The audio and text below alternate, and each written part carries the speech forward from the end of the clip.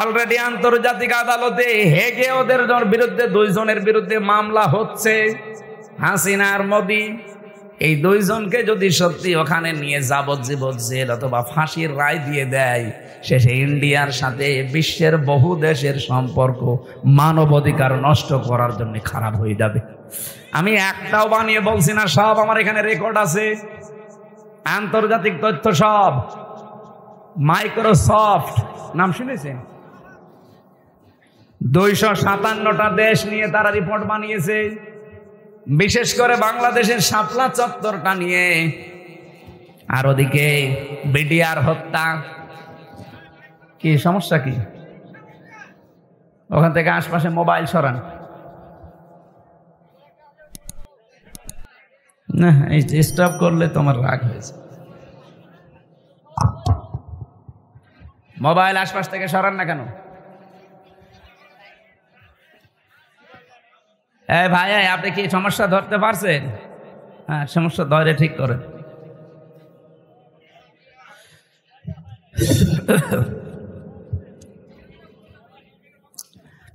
আমার ভাইরা, যে কথা তুলেছিলাম এখান থেকে আমার নিজের কাছে এই কথা মনে হচ্ছে, আমি নিজে যেহেতু রিপোর্টগুলো গতকালকে পেয়েছি, আর আমি বলছি একটা আমার নিজের না, খ্রিস্টানদের বানানো রিপোর্ট।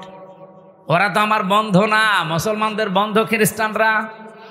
ওরা যখন এগুলো দিয়েছে আগস্টের 5 তারিখের পর থেকে আজকে মে মাসের 5 তারিখ চলছে, এই একাধারে 9 মাস বারবার ইন্ডিয়া এদিকে বিএনপিকে ধরে, জামাত ইসলামকে ধরে, রাজনৈতিক যত দল আছে বড় বড় তাদেরকে বারবার, বিশেষ করে সেনাবাহিনী যারা আছে এদেশে, এদেরকে চেষ্টা করেছে যে কোনো কায়দায় যেন এটা বন্ধ করা যায়।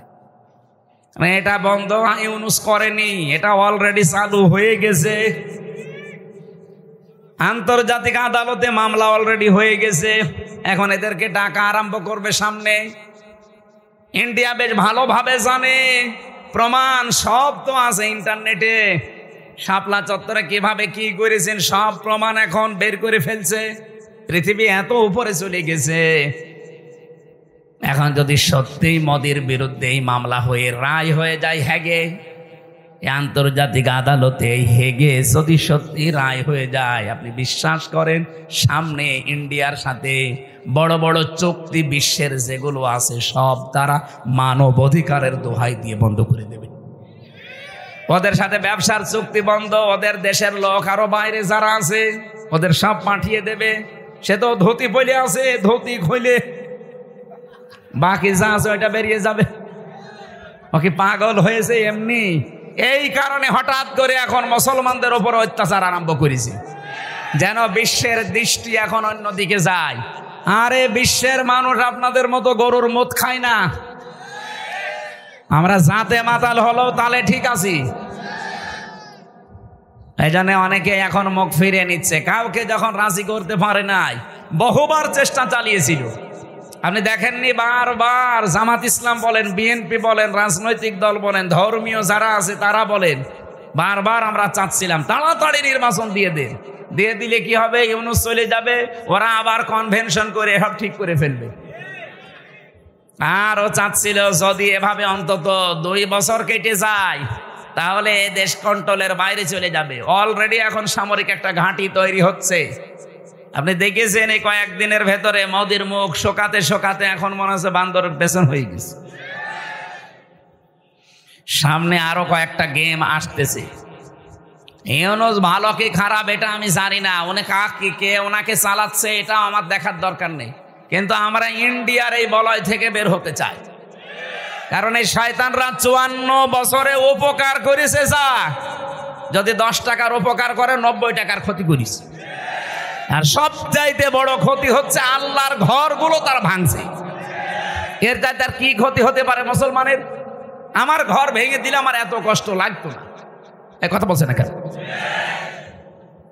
1500 বছর আগে একবার আল্লাহর একটা ঘর ভাঙতে এসেছিল। কে? আব্রাহা। কে কি করেছে আল্লাহ দেখেছেন? কাসফিম মাকুল বানিয়ে দিয়েছে। আর এই শয়তানরা আল্লাহর একটা ঘর সে তো ভাঙতে পারে না, শুধু ভাঙার জন্য এসেছিল। আরে অলরেডি ভেঙ্গে ভেঙ্গে সব মাটির সাথে গড়িয়ে ওই জায়গায় এখন মন্দির উদ্বোধন করছে, আর মিথ্যা ধোয়া তুলছে। দিনের পর দিন যায় আর ধোয়া তোলে যে এখানে 500 বছর আগে নাকি মন্দির ছিল।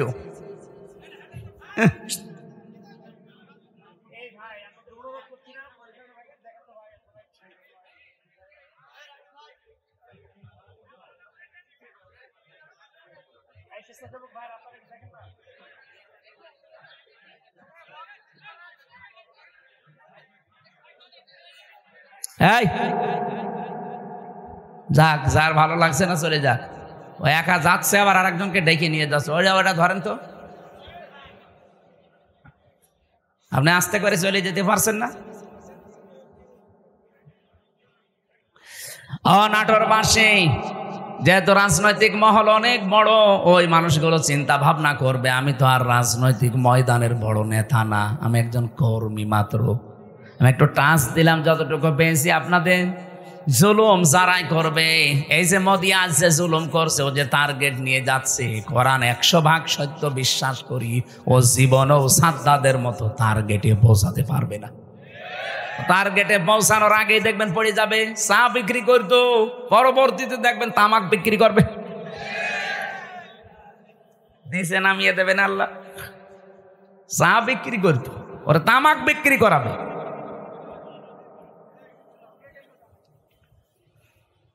অলরেডি ডাঙ্গা বাঁধিয়ে দিয়েছে ভারতে।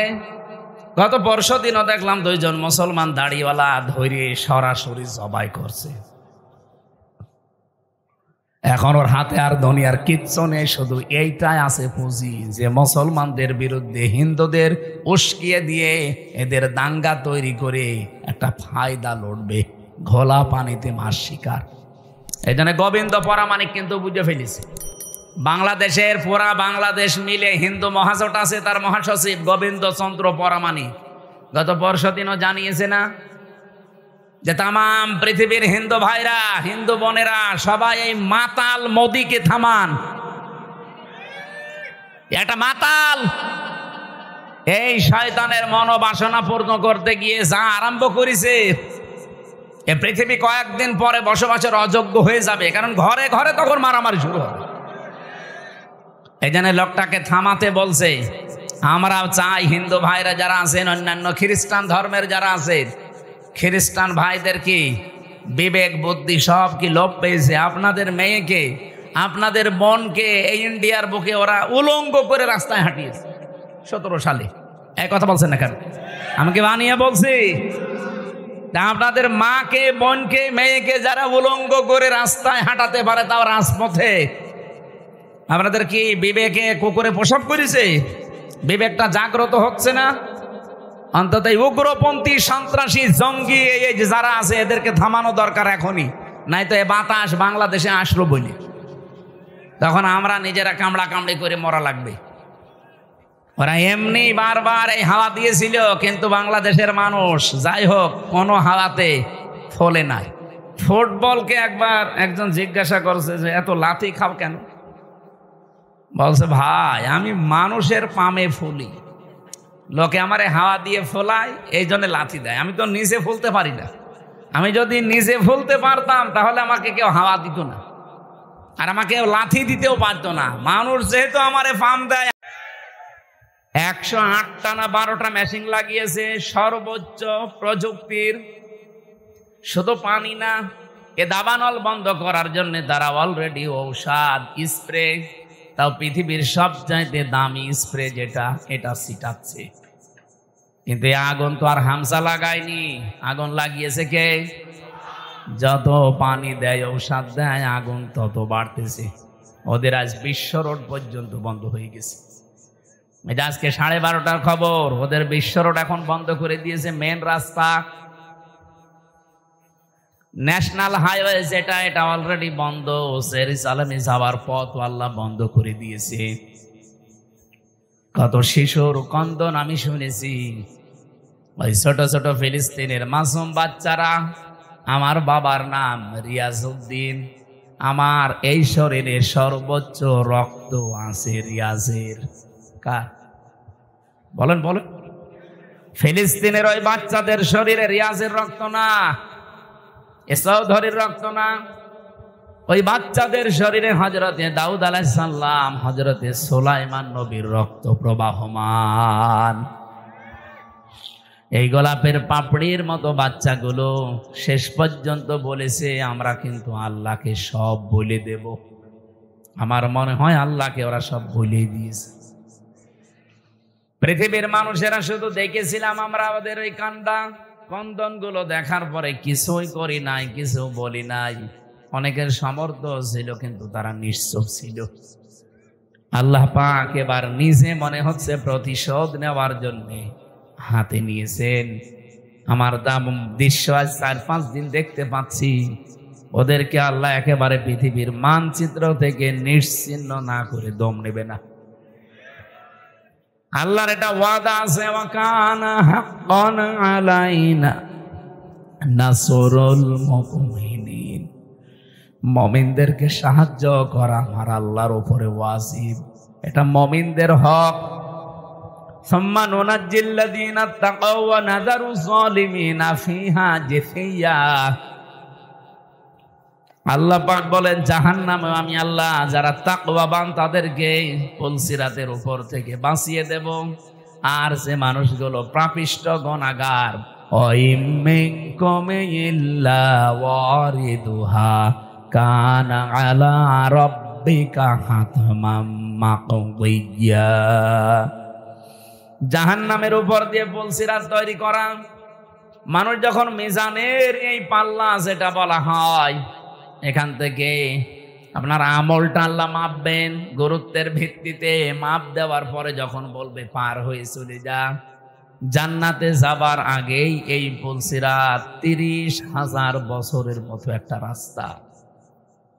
তাও পদ্মা সেতুর মতো, যমুনা সেতুর মতো এত বড় বিশাল এলাকা না, চুলের মতো চিকন করে আল্লাহ বানিয়েছেন। আবার ধার হীরার মতো।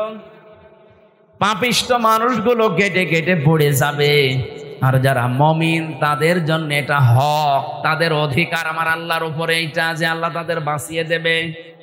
এই জন্য তাকওয়া শব্দের পরে আপনি দেখবেন সুম্মা নুনাজ্জিল্লাযীনা তাকাও ওয়া নাযারুজ যালিমিনা ফিহা জিসিয়া। কোরআনে কারিমে আল্লাহ আয়াত দিয়ে জানাতে চাই, মুমিন যারা এই মানুষগুলোকে সাহায্য করা আমি আল্লাহর জন্য যেমন হক, আমার মুমিন বান্দাদেরও আমি আল্লাহর প্রতি একটা হক আছে। হাক্কান আলাইনা নুনজিল মুমিনিন। হাক্কান দিয়েছেন আল্লাহ। এখানে আলেম আছে কিনা জানি না, আপনি শব্দটা কিন্তু এখানে পুরোপুরি মাসদার আল্লাহ দিয়ে দিয়েছেন। হাক্কান আলাইনা, আমি আল্লাহর উপরে হক, এমনকি মুমিন বান্দাদেরও আমি আল্লাহর উপরে হক। শব্দ দুইটা বললাম না?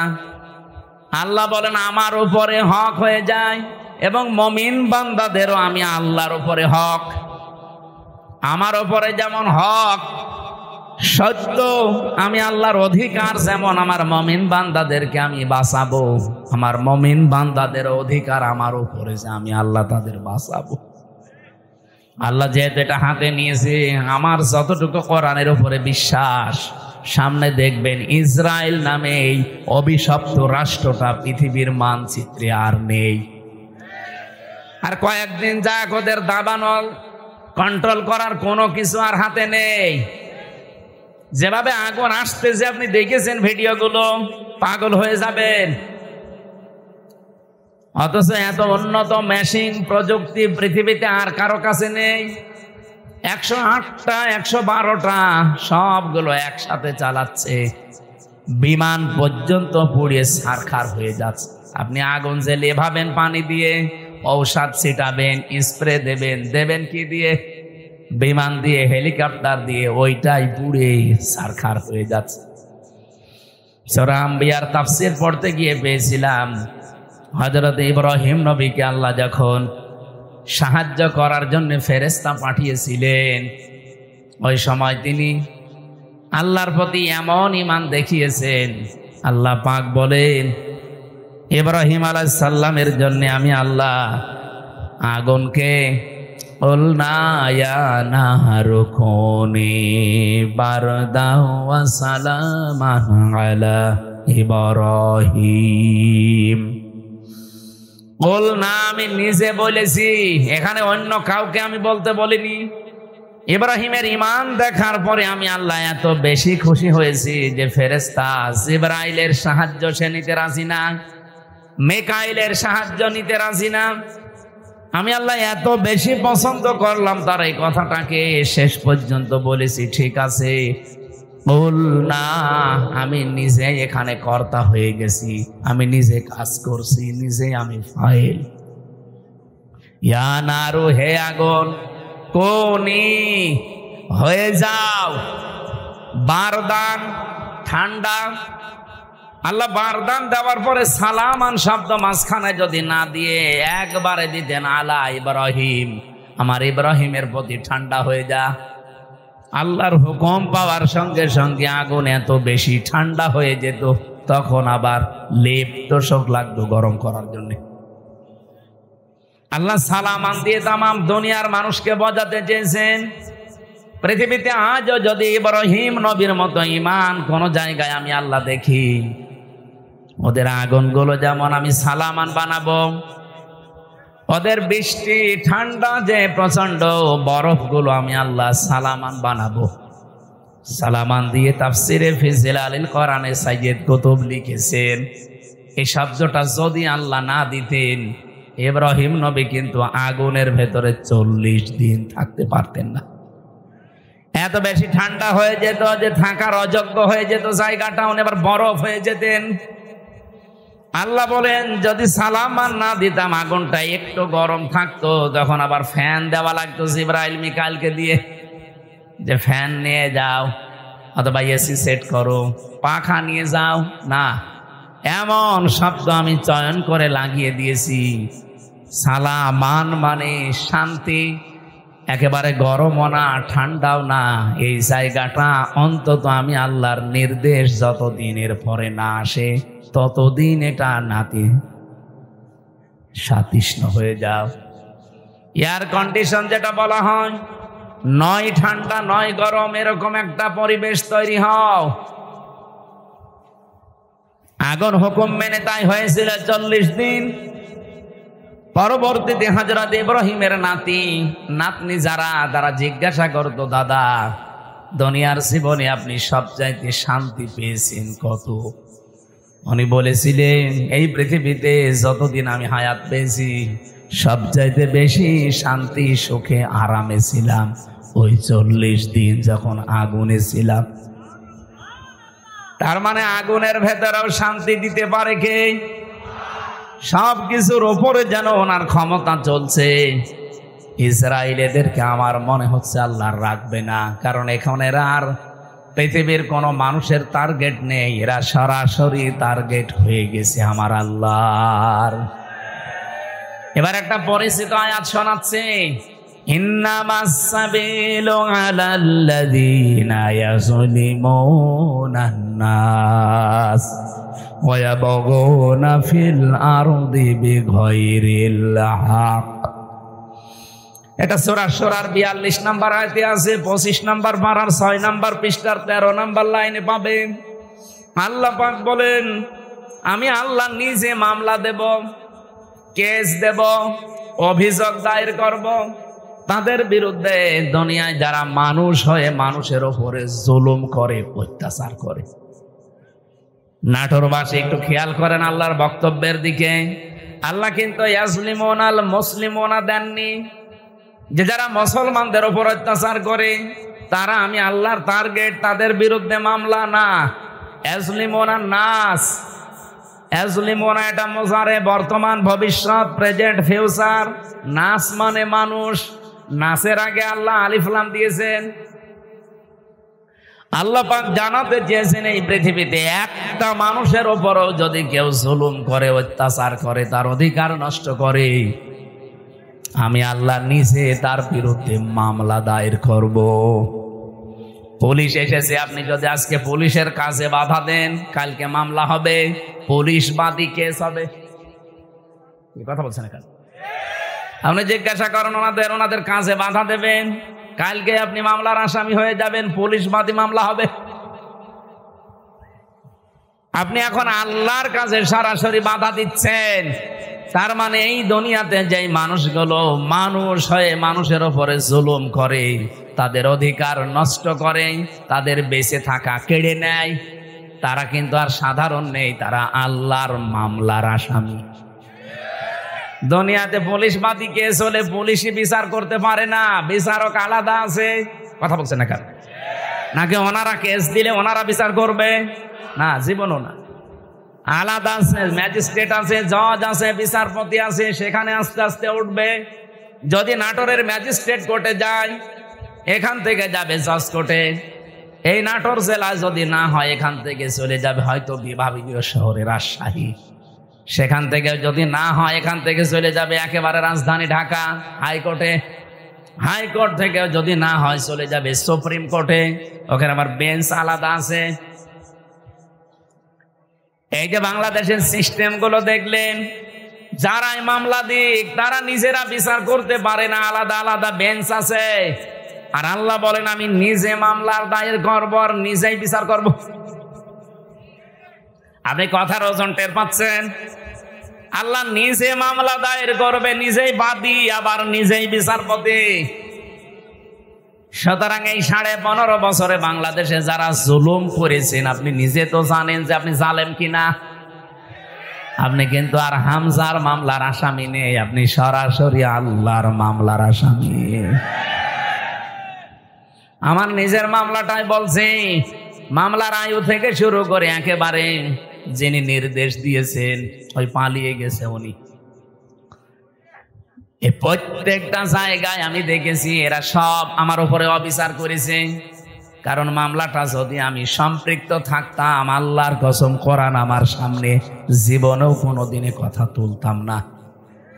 কোরআন আমি মাথায় নিয়ে বলতে পারবো এই মামলা সম্পর্কে আল্লাহর কসম আমি কিচ্ছু জানি না। আনসারুল্লাহ বাংলা টিমের প্রধান নাকি আমি, অথচ ছাতা যে কি আমি আজ পর্যন্ত জানি না। এমনকি মামলার আইও পুলিশ উনি নিজেও বলতো আমারে যে হুজুর আমিও জানি আপনার কোনো দোষ নেই, করেন কেন? উপরের নির্দেশ। সব এইভাবে চলছিল।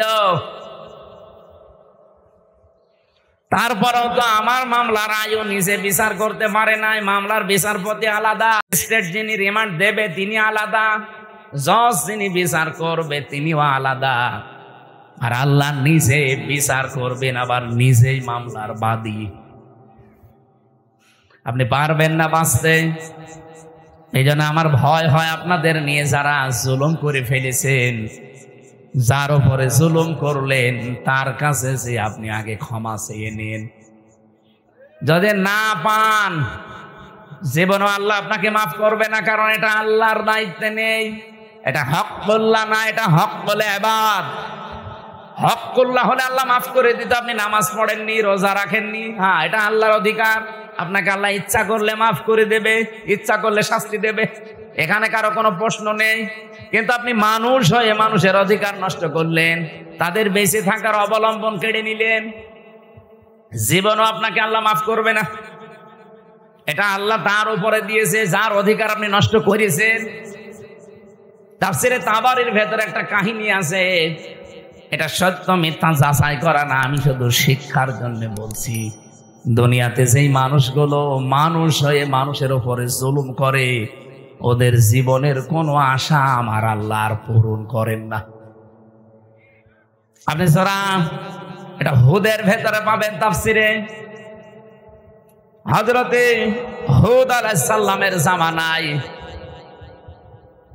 যে নবীকে আল্লাহ পাঠিয়েছিলেন, যে জামানায়, ওই জামানায় যে কাফের ছিল, আপনারা নাম সবাই জানেন, সাদ্দাদ।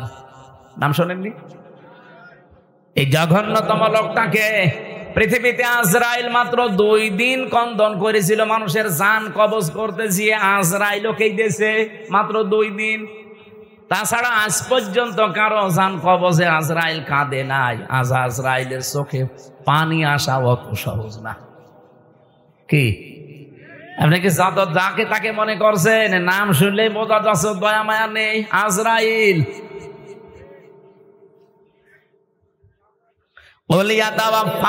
মালাকুল মাউতিল্লাযী ওয়াক্কিলা বিকুম সুম্মা ইলা রাব্বিকুম তুরজাউন। আমি আজরাইলের জীবনী পড়তে গিয়ে পেয়েছিলাম যে কেমন কঠোরতে। এই পৃথিবীতে যখন আদম নবীকে আল্লাহ বানাবেন তো মাটি নিতে পাঠিয়েছিলেন ফেরেশতাদের। যারে যারে পাঠিয়েছে একটা ফেরেশতাও মাটির কন্দন দেখে পারে নাই। শেষ পর্যন্ত আজরাইল এসে থাবা লাগিয়েছিল, খামসা দিয়েছিল মাটিতে, ও কন্দন করেছিল। আজরাইল বলেছে, দেখেন আপনার কন্দনে আমার মন গলবে না, কারণ আমি আমার মালিকের নির্দেশ পালন করছি। অথচ এর আগে 3 ফেরেশতা কিন্তু এসেছিল, জিবরাইল, মিকাইল, ইসরাফিল। কন্দন দেখে তারা ভুলে গেছে, পারে নাই। হযরত আজরাইল যখন এক খামসা দিয়েছেন, তাফসিরে পড়েছি তার এই এক খামসার ভেতরে মাটি ছিল 40 মণ। ওইটা দিয়ে আমাদের আদম নবীকে আল্লাহ বানিয়েছিলেন, আদি পিতাকে। 60 হাত লম্বা, 36 হাত মোটা। আমার মনে হয় এরকম মানুষ যদি এখানে আসে আমরা অনেক অজ্ঞান হয়ে যাব। আপনি চিন্তা করতে পারেন, 60 হাত লম্বা, এদিকে মোটা হচ্ছে 36 হাত। এইরকম কঠিন এবং কঠোর হৃদয়ের একজন ফেরেশতা। তিনি বলেন, আমি জীবনে 2 দিন কন্দন করেছিলাম মানুষের জান কবজ করতে গিয়ে, তাছাড়া আমার কোনোদিন চোখে পানি আসে নাই। একদিনে আজরাইল এই সাদ্দাত যেদিন জন্ম নেয় ওই দিন, আর এই আর একদিন যেদিন ও মারা যায় ওই দিন। ও জন্ম হয়েছিল নদীর ভেতরে। সাগরে জাহাজ ডুবে গেলে ওর মা একটা কাঠের উপরে, তক্তার উপরে ভাসছিল। ওই সময় ওর জন্ম হয়। কাঠটা বুকের উপরে রেখে দিয়ে সন্তানটা কাঁধের উপরে রেখে এভাবে কষ্ট করে করে চলছিল। হঠাৎ আল্লাহ বললেন, আজরাইল এই মহিলার জান কবজ করে নিয়ে আস। আজরাইল এসেছিল, দৃশ্য দেখে বলছে, আল্লাহ ওই সাগরে এই ছেলেটা, তোমারে যা বলেছি কাজ করে আসো, কিছু দেখা লাগবে না। ও কিন্তু জান কবজ করার পরে মেয়েটা পানির নিচে তলিয়ে গেছে, আর এই বাচ্চাটা সাগরে ভাসছিল এই কাঠের ওপরে। ভাসতে ভাসতে এক কিনারায় পৌঁছিয়ে দিয়েছে ঢেউ তাকে। বাঘে নিয়ে তারে মানুষ করে বাঘের দুধ খেয়ে লোকটা বড় হয়েছে। বলেন তো কোথা থেকে কোথায় নিয়ে এসেছে আল্লাহ তাকে? এই লোকটা যেদিন হুদ নবীর কাছে নিজের পরিচয় দিয়ে যে জান্নাত জাহান্নামের কথা তুমি শোনালে, তোমার ওই জান্নাত আমার লাগবে না, আমি নিজে জান্নাত বানাবো। 20 বছর সময় নিয়ে 22,000 শ্রমিক কাজে লাগিয়ে ওর আয়ত্তে, ওর রাজ্যে যত সোনা রূপা ছিল সবগুলোকে একত্রিত করে ইট বানিয়েছে সোনা রূপা এগুলো দিয়ে দিয়ে। জান্নাতের ভেতরে ছোট ছোট খোপড়ি ঘর বানিয়েছে। হোর আর গেলমানের নাম শুনেছিল। এই জন্য এলাকায় যারা যুবক যুবতী আছে 16 থেকে 30 বছর এই বয়সের উঠতি বয়সের যুবক যুবতীদেরকে নিয়ে ওই ঘরের ভেতরে ও বলেছে এটা হোর আর গেলমান। জান্নাত আজকে উদ্বোধন করবে। আমি ঘটনা বলার জন্য এখানে একটা শিক্ষা আছে, ভালো করে শুনবেন, কারণ আমাদের জন্য সামনে এটা হাসতে পারে। জান্নাতে যখন মেন গেটে যাবে আজকে উদ্বোধন করার জন্য, একটা পিপিলিকা যাবার মতো কোনো রাস্তা নেই, এত কড়া পাহারা চলছে। হঠাৎ করে দেখে জান্নাতের মেন গেটে একজন ফকির বেশে লোক বসা। তো দেখেই রেগে গেছে, এখানে ঢুকলে কি করে? ফকির বেশে লোকটা বলছে, বাদশাহ একটু মাথা নিচ করেন ঘোড়ার পিঠ থেকে, আমি একটা কথা আপনাকে শোনাবো।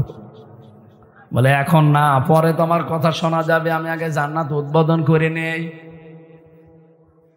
হযরতে আজরাইল ছিল ফেরেশতা। উনি ডাক দিয়ে বলছে, দেখেন আমি একবার যার কাছে আসি জীবনে ডবল আমার আর আশা লাগে না। আমি ফকির বেশে এসেছি, মনে হচ্ছে ফকির, আমি কিন্তু দুনিয়ার সাধারণ ফকির না, আমি আজরাইল। এই জানটা কবজ করবে। আল্লাহ রাব্বুল আলামিন নির্দেশ দিয়েছেন ইযা জাজালুহুম লা ইয়াস্তাখিরুনা সাআতাও ওয়া লা ইয়াস্তাকদিমুন। যখন যার কাছে আজল চলে আসে মানে মরণ, ওকে আমি 1 সেকেন্ড আগেও দেই না পরেও দেই না, নির্ধারিত সময় তুলে নেই। এই লোকটা জোর করে বলেছিল ফেরেশতা একটু সময় দাও, আমি শুধু বানানো জান্নাত এক নজর দেখেই চলে আসবো, তখন আমার জান নিয়ে নিও, আমার কোনো আফসোস নেই। ফেরেশতা বলেছে না, জান্নাতের চৌকাঠ পর্যন্ত স্পর্শ করার কোনো অনুমতি আমার কাছে নেই। ঘোড়ার পিঠ থেকে লোকটা তারপরও জোর করে নামতে গিয়েছে, ওখান থেকে জান কবজ করেছে ঘোড়ার পিঠ থেকে। তাফসিরে তাবারিতে দেখেছি জান্নাতের চৌকাঠি স্পর্শ করার আগে ও মাটিতে ত্রাস করে পড়ে গেছে। এখানে আমার কয়েকটা শিক্ষা পেলাম, আপনারা হয়তো টের পাচ্ছেন না, তাই আমি কিন্তু টের পেয়েছি। এখানে শিক্ষাগুলো কি? তাফসিরে তাবারি না, আপনি এমন সময় ডিস্টার্ব করলেন, দেখেন ভণ্ডামি করার জন্য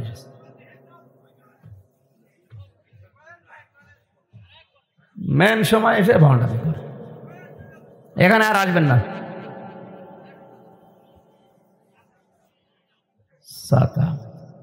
এত কষ্ট করে একটা বান্দাইল দিলাম, এক বেদের মেয়ে এসে বান্দাল ভেঙে দিয়েছে। বলেন তো একটা মেন সময় না? মানে কয়েক শিক্ষা কয়টা বের করুন। ওরা এখানে আসতে বলে কি ওর ভিডিও করার দরকার কি? ওর কানের নিচে 2টা দেন তো জোরে। পাগল ছাগল, এইদিকে তাকান, মোটটাই গেছে নষ্ট। আমি একটা লাইনে ছিলাম না, ওরে মনে বলছে এখন ধরে আমি জবাই করি। শয়তান শয়তান।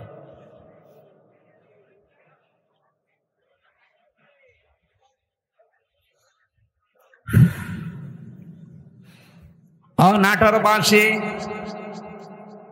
আজরাইল বলেন এই দিন ও যখন আমার কাছে অনুমতি চাইছিল যে 20 বছর একাধারে 22,000 শ্রমিক কাজ করে, আমি বিশাল আকাঙ্ক্ষা নিয়ে আসি যে একটু প্রবেশ করে চলে আসবো, আল্লাহর নির্দেশ ছিল না। আমি এই দিন ওর জান কবজ করতে গিয়ে কেঁদে ফেলেছিলাম। তাহলে আজরাইল কেঁদেছে একটা লোকের জন্য জীবনে 2 বার, একবার ওর মায়ের জান কবজ করার সময়, একবার ওর জান। মুফাসসির বলেন কেন আল্লাহ তাকে চৌকাঠ পর্যন্ত স্পর্শ করতে দেয় না জানো? যখন হুদ নবীর কাছ থেকে জান্নাতের বর্ণনাগুলো শুনি জান্নাত বানাচ্ছিল, নবীকে বলছে কিভাবে আল্লাহ জান্নাত বানিয়েছে, তোমার তো ওই সহিফার ভেতরে আছে, ওই সহিফা থেকে বলো দেখি। আমাদের নবীকে আল্লাহ বড় কিতাব দিয়েছিলেন, অন্যান্য নবীদেরকে আল্লাহ ছোট ছোট কিতাব দিয়েছিলেন, ওইটার নাম কি? সহিফা। ওখানে জান্নাত জাহান্নামের বর্ণনা ছিল, কিছু উপদেশ ছিল। ওখান থেকে বর্ণনা শুনেছে জান্নাত এইভাবে আল্লাহ বানাবে, ও ঠিক ওই কায়দায় বানিয়েছে। যেহেতু স্বর্ণ রাখবে, রূপা লাগবে, স্বর্ণ এত পাওয়া যাবে কোথায়? যেখানে যা পাওয়া যায় নিয়ে আয়। ওই দেশে একটা বিধবা মেয়ে লোক, মা বাবা নেই, কিছুদিন আগে বিয়ে হয়ে স্বামীটা গেছে মারা। ওর পাইক পিয়াদা যারা আছে ওরা সেই মেয়েটাকে বলছে ওইটা দিয়ে দাও, বাদশার স্বপ্ন পূরণে জান্নাতে কাজে লাগবে। মেয়েটা ওই দিন মাথায় গড়াগড়ি দিয়ে, মাটিতে গড়াগড়ি দিয়ে বলেছিল এটা নেবেন না, এটা আমার জীবনের শেষ সম্বল, আমার মা বাবা নেই, আমার স্বামীটাও নেই। জোর করে বাদশার এই স্বপ্ন পূরণের জন্য নিয়েছে। ওদিন মেয়েটা মাটিতে গড়াগড়ি দিয়ে এমন কন্দন করে বরদোয়া দিয়েছিল, রব্বুল আলামিন আমার জীবনের শেষ সম্বলটুকু যে কেড়ে নিল, তাকে তুমি তার বানানো জান্নাত উদ্বোধন করা বসবাস করতে দিও না। আমি হাদিসে পড়েছি ইত্তাকি দাওয়াতাল মাজলুম ফাইন্নাহা লাইসা বাইনাহু ওয়া বাইনাল্লাহি হিজাব, মুসলিম শরীফের হাদিস। নবীজি বারবার উম্মতদেরকে নিষেধ করে গেছেন, উম্মতেরা আর যাই করো, মাজলুমের বরদোয়া থেকে নিজেকে বাঁচিয়ে রাখবা সব সময়, কারণ মাজলুমের বরদোয়া আর আল্লাহর ভেতরে কোনো হেজাব থাকে না। এই মেয়েটা যখন মাটিতে গড়াগড়ি দিয়ে কেঁদে কেঁদে বরদোয়া দিচ্ছিল, আমার আল্লাহ ওই দোয়াটা সঙ্গে সঙ্গে কবুল করে নিয়েছে, কারণ কোনো পর্দা নেই। এই লোকটা যেদিন উদ্বোধন করবে, দেখা তো দূরের কথা, চৌকাঠ পর্যন্ত স্পর্শ করতে পারে নাই ওই মেয়েটার বরদোয়ার কারণে। কি বুঝলেন আপনি এখান থেকে? কত জায়গায় কত অত্যাচার জুলুম করেছিল, কিন্তু এই একটা বিধবা, স্বামী হারা, মা বাপ হারা এতিম মেয়ের শেষ সম্বলটুকু কেড়ে নেওয়ার কারণে আল্লাহর আরশ পর্যন্ত ধাক্কা খেয়েছে। আপনি বলতে পারেন না যে 15.5 বছরে কত মানুষের হাজারি এই জালেমার সাথে লেগেছিল, এমনি আল্লাহ এভাবে ধরেছে, কল্পনার বাইরে ছিল। আগস্টের 5 তারিখের 2টা পর্যন্ত কেউ জানে না যে ও পালাবে।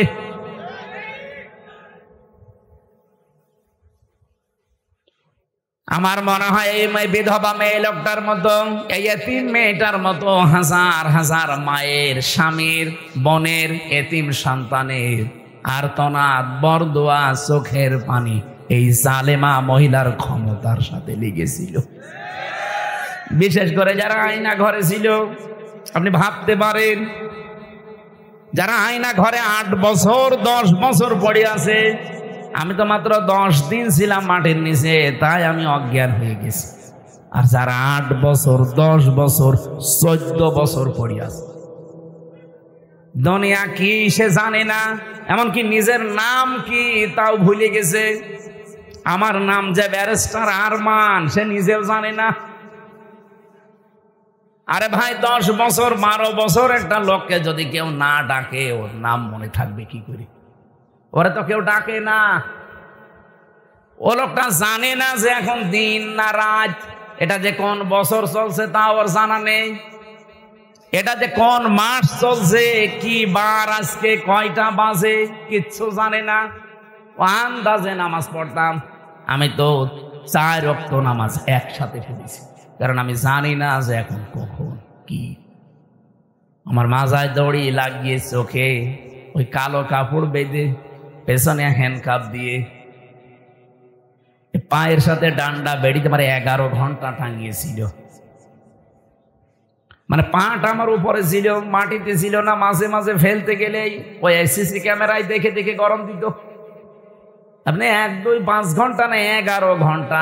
এদিকে দুপুর বেলা নিয়ে গেছে 1:30টার দিকে, রাত 11:30টার সময় নিয়ে আসতেছে। আপনি হিসাব করেন তো কত ঘন্টা হয়। এর ভেতরে মাত্র 2 বার আমাকে নামিয়েছে।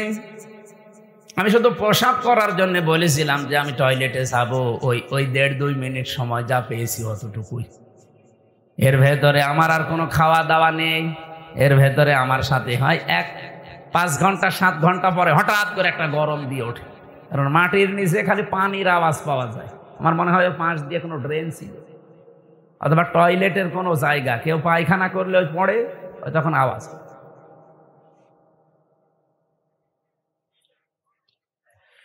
তাও তো আমি মিনিটায় ছিলাম। বিগটা কত কঠিন হতে পারে বলেন?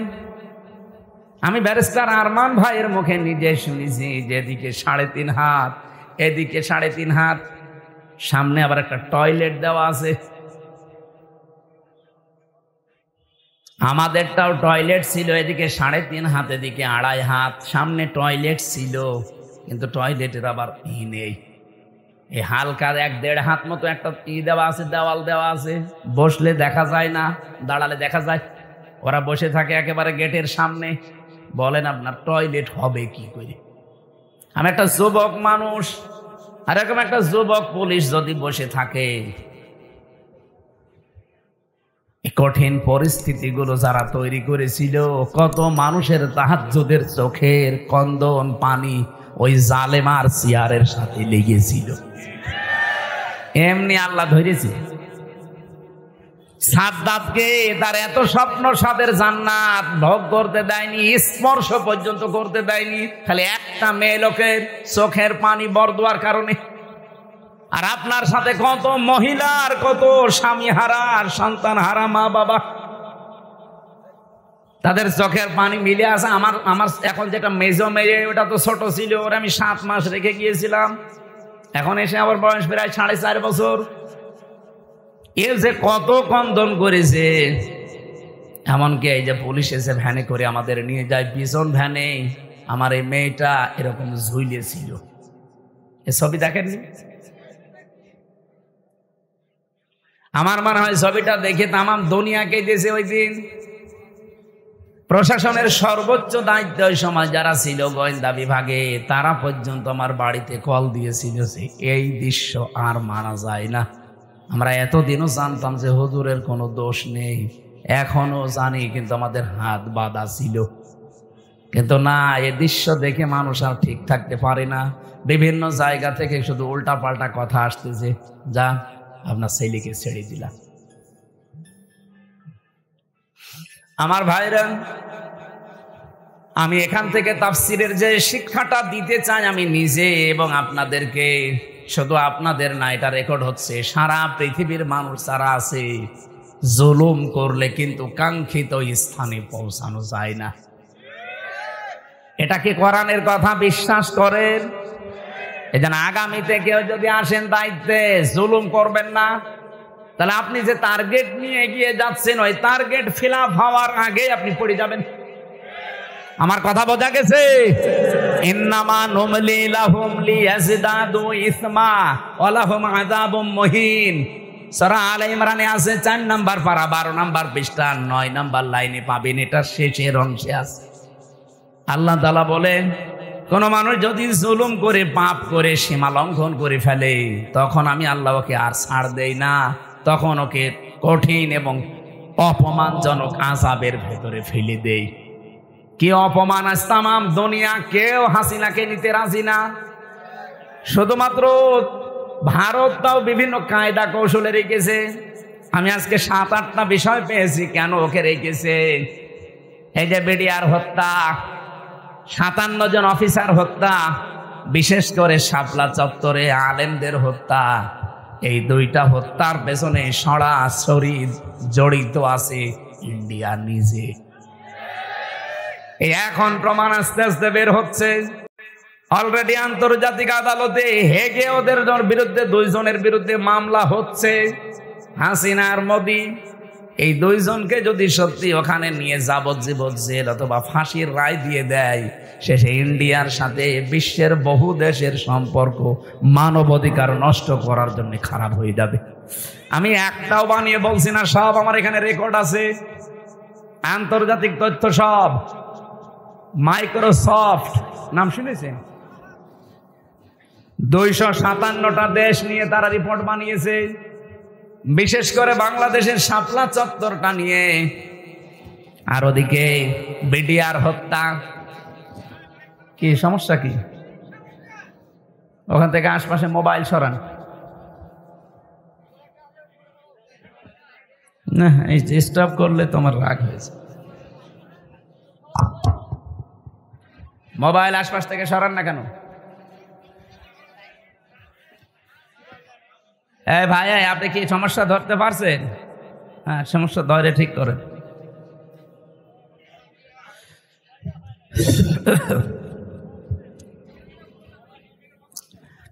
আমার ভাইরা, যে কথা তুলেছিলাম, এখান থেকে আমার নিজের কাছে এই কথা মনে হচ্ছে, আমি নিজে যেহেতু রিপোর্টগুলো গতকালকে পেয়েছি, আর আমি বলছি একটা আমার নিজের না, খ্রিস্টানদের বানানো রিপোর্ট। ওরা তো আমার বন্ধু না, মুসলমানদের বন্ধু খ্রিস্টানরা। ওরা যখন এগুলো দিয়েছে আগস্টের 5 তারিখের পর থেকে আজকে মে মাসের 5 তারিখ চলছে, এই একাধারে এই 9 মাস বারবার ইন্ডিয়া এদিকে বিএনপিকে ধরে, জামাত ইসলামকে ধরে, রাজনৈতিক যত দল আছে বড় বড়, তাদেরকে বারবার, বিশেষ করে সেনাবাহিনী যারা আছে এদেশে, এদেরকে চেষ্টা করেছে যে কোনো কায়দায় যেন এটা বন্ধ করা যায়। এটা বন্ধ ইউনুস করেনি, এটা অলরেডি চালু হয়ে গেছে। আন্তর্জাতিক আদালতে মামলা অলরেডি হয়ে গেছে, এখন এদেরকে ডাকা আরম্ভ করবে সামনে। ইন্ডিয়া বেশ ভালোভাবে জানে, প্রমাণ সব তো আছে ইন্টারনেটে। শাপলা চত্বরে কিভাবে কি করেছেন সব প্রমাণ এখন বের করে ফেলছে। পৃথিবী এত উপরে চলে গেছে, এখন যদি সত্যিই মোদির বিরুদ্ধে এই মামলা হয়ে রায় হয়ে যায় হেগে, আন্তর্জাতিক আদালতে হেগে যদি সত্যি রায় হয়ে যায়, আপনি বিশ্বাস করেন সামনে ইন্ডিয়ার সাথে বড় বড় চুক্তি বিশ্বের যেগুলো আছে সব তারা মানব অধিকারের দোহাই দিয়ে বন্ধ করে দেবে। ওদের সাথে ব্যবসার চুক্তি বন্ধ, ওদের দেশের লোক আরো বাইরে যারা আছে ওদের সব পাঠিয়ে দেবে। সে তো ধুতি পইলে আছে, ধুতি খুলে বাকি যা আছে ওইটা বেরিয়ে যাবে। ও কি পাগল হয়েছে এমনি? এই কারণে হঠাৎ করে এখন মুসলমানদের উপর অত্যাচার আরম্ভ করেছে, যেন বিশ্বের দৃষ্টি এখন অন্যদিকে যায়। আরে বিশ্বের মানুষ আপনাদের মতো গরুর মদ খায় না, আমরা জাতে মাতাল হলেও তাহলে ঠিক আছি। এই জন্য অনেকে এখন মুখ ফিরিয়ে নিচ্ছে, কাউকে যখন রাজি করতে পারে নাই, বহুবার চেষ্টা চালিয়েছিল। আপনি দেখেননি বারবার জামাত ইসলাম বলেন, বিএনপি বলেন, রাজনৈতিক দল বলেন, ধর্মীয় যারা আছে তারা বলেন, বারবার আমরা চাচ্ছিলাম তাড়াতাড়ি নির্বাচন দিয়ে দেন, দিয়ে দিলে কি হবে, ইউনূস চলে যাবে, ওরা আবার কনভেনশন করে সব ঠিক করে ফেলবে। আর ও চাচ্ছিল যদি এভাবে অন্তত 2 বছর কেটে যায় তাহলে দেশ কন্ট্রোলের বাইরে চলে যাবে। অলরেডি এখন সামরিক একটা ঘাঁটি তৈরি হচ্ছে। আপনি দেখেছেন এই কয়েকদিনের ভেতরে মোদির মুখ শোকাতে শোকাতে এখন মনে হচ্ছে বান্দরের পেছন হয়ে গেছে। সামনে আরো কয়েকটা গেম আসতেছে। ইউনূস ভালো কি খারাপ এটা আমি জানি না, কে ওনাকে চালাচ্ছে এটা আমার দেখার দরকার নেই, কিন্তু আমরা ইন্ডিয়ার এই বলয় থেকে বের হতে চাই। কারণ এই শয়তানরা 54 বছরে উপকার করেছে, যা যদি 10 টাকার উপকার করে 90 টাকার ক্ষতি করেছে। আর সবচাইতে বড় ক্ষতি হচ্ছে আল্লাহর ঘরগুলো তার ভাঙছে। এর চাইতে আর কি ক্ষতি হতে পারে মুসলমানের? আমার ঘর ভেঙে দিলে আমার এত কষ্ট লাগতো না। এই কথা বলছে না কেন? 1500 বছর আগে একবার আল্লাহর একটা ঘর ভাঙতে এসেছিল। কে? আব্রাহা। কে কি করেছে আল্লাহ দেখেছেন? কাসফিম মাকুল বানিয়ে দিয়েছে। আর এই শয়তানরা আল্লাহর একটা ঘর সে তো ভাঙতে পারে না, শুধু ভাঙার জন্য এসেছিল। আরে অলরেডি ভেঙ্গে ভেঙ্গে সব মাটির সাথে গড়িয়ে ওই জায়গায় এখন মন্দির উদ্বোধন করছে। আর মিথ্যা ধোয়া তুলছে, দিনের পর দিন যায় আর ধোয়া তোলে যে এখানে 500 বছর আগে নাকি মন্দির ছিল।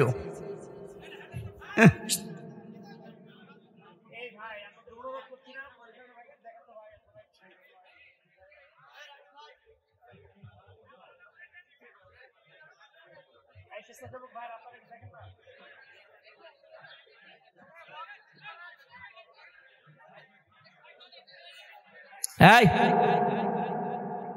যাক, যার ভালো লাগছে না চলে যাক। ও একা যাচ্ছে আবার আরেকজনকে ডেকে নিয়ে যাচ্ছে, ওটা ধরেন তো। আপনি আস্তে করে চলে যেতে পারছেন না? নাটোরবাসী যেহেতু রাজনৈতিক মহল অনেক বড়, ওই মানুষগুলো চিন্তা ভাবনা করবে আমি তো আর রাজনৈতিক ময়দানের বড় নেতা না, আমি একজন কর্মী মাত্র। আমি একটু টাচ দিলাম যতটুকু পেয়েছি আপনাদের। জুলুম যারাই করবে, এই যে মোদি আজ যে জুলুম করছে, ও যে টার্গেট নিয়ে যাচ্ছে, কোরআন 100% সত্য বিশ্বাস করি, ও জীবনেও সাদ্দাদের মতো টার্গেটে পৌঁছাতে পারবে না। টার্গেটে পৌঁছানোর আগেই দেখবেন পড়ে যাবে। চা বিক্রি করতো, পরবর্তীতে দেখবেন তামাক বিক্রি করবে, নিচে নামিয়ে দেবেন আল্লাহ। চা বিক্রি করতো, ওরা তামাক বিক্রি করাবে।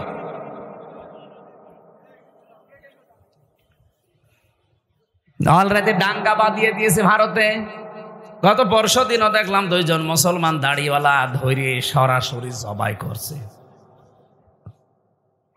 এখন ওর হাতে আর দুনিয়ার কিচ্ছু নেই, শুধু এইটাই আছে পুঁজি যে মুসলমানদের বিরুদ্ধে হিন্দুদের উস্কিয়ে দিয়ে এদের দাঙ্গা তৈরি করে একটা ফায়দা লড়বে, ঘোলা পানিতে মাছ শিকার।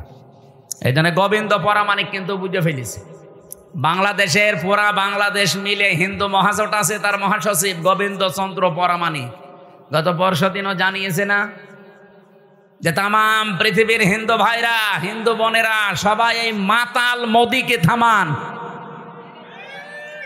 একটা মাতাল এই শয়তানের মনোবাসনা পূর্ণ করতে গিয়ে যা আরম্ভ করেছে, এ পৃথিবী কয়েকদিন পরে বসবাসের অযোগ্য হয়ে যাবে, কারণ ঘরে ঘরে তখন মারামারি শুরু হবে। এই জন্য লোকটাকে থামাতে বলছে। আমরা চাই হিন্দু ভাইরা যারা আছেন, অন্যান্য খ্রিস্টান ধর্মের যারা আছেন, খ্রিস্টান ভাইদের কি বিবেক বুদ্ধি সব কি লোপ পেয়েছে? আপনাদের মেয়েকে, আপনাদের বোনকে এই ইন্ডিয়ার বুকে ওরা উলঙ্গ করে রাস্তায় হাঁটিয়েছে 17 সালে। এই কথা বলছেন না কেন? আমাকে বানিয়ে বলছি। আপনাদের মাকে, বোনকে, মেয়েকে যারা উলঙ্গ করে রাস্তায় হাঁটাতে পারে, তাও রাজপথে, আপনাদের কি বিবেকে কুকুরে প্রসব করেছে? বিবেকটা জাগ্রত হচ্ছে না? অন্তত উগ্রপন্থী, সন্ত্রাসী, জঙ্গি এই যে যারা আছে এদেরকে থামানো দরকার এখনই, নাই তো এ বাতাস বাংলাদেশে আসলো বলে তখন আমরা নিজেরা কামড়া কামড়ি করে মরা লাগবে।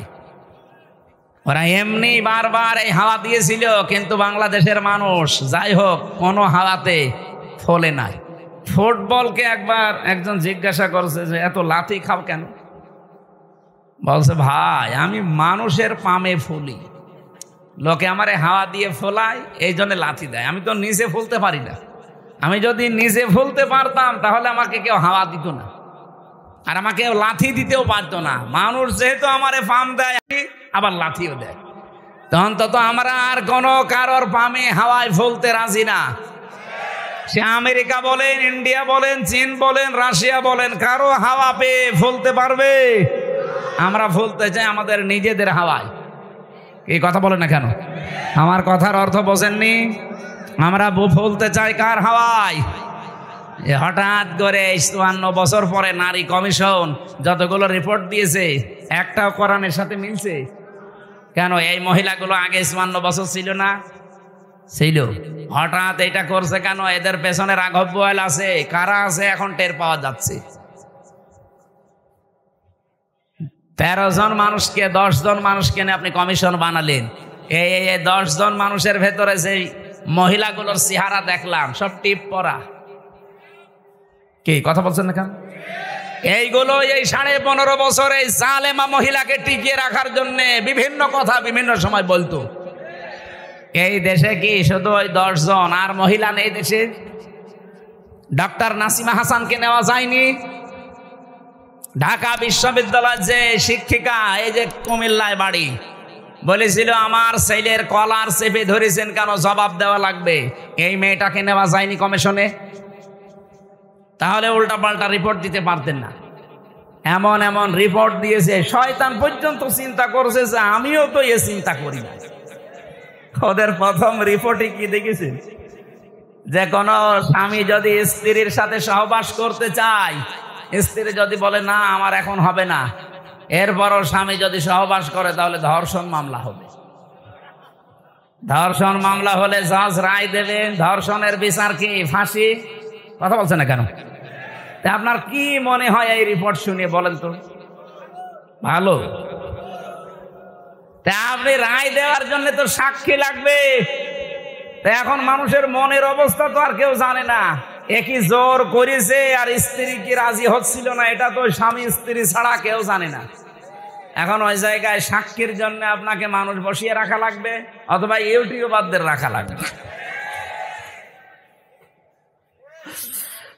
আমার মাঝে মাঝে এই যে 318 পৃষ্ঠা পুরাটা পড়লাম, পড়ে আমার মনে হচ্ছে এগুলো মেয়াদ উত্তীর্ণ গাঁজা খেয়েছে।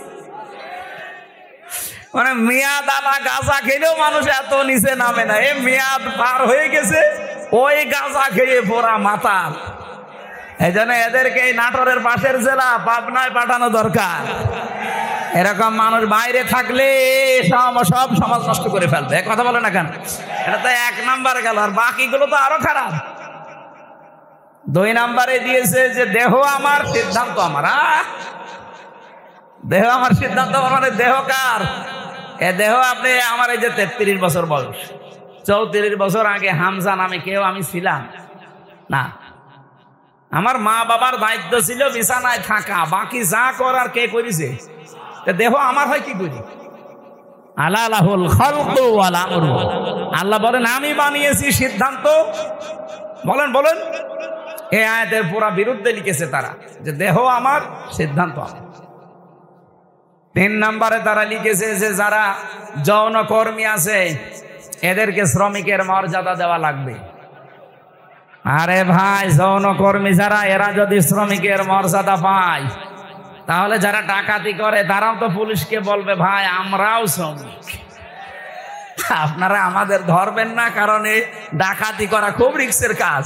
আর যে শ্রম দেওয়া লাগে, গাছ কেটে রাস্তায় ফেলে, কি কথা বলছে না? আমি সাতক্ষীরা থেকে আসার সময়, ওই যে আশা শুনি মাছের ঘেড় এলাকা, ওই 17 সালের দিকে আসার সময় ডাকাত পড়েছিল রাস্তায়, বিশাল এক গাছ কেটে রাস্তায় ফেলেছে।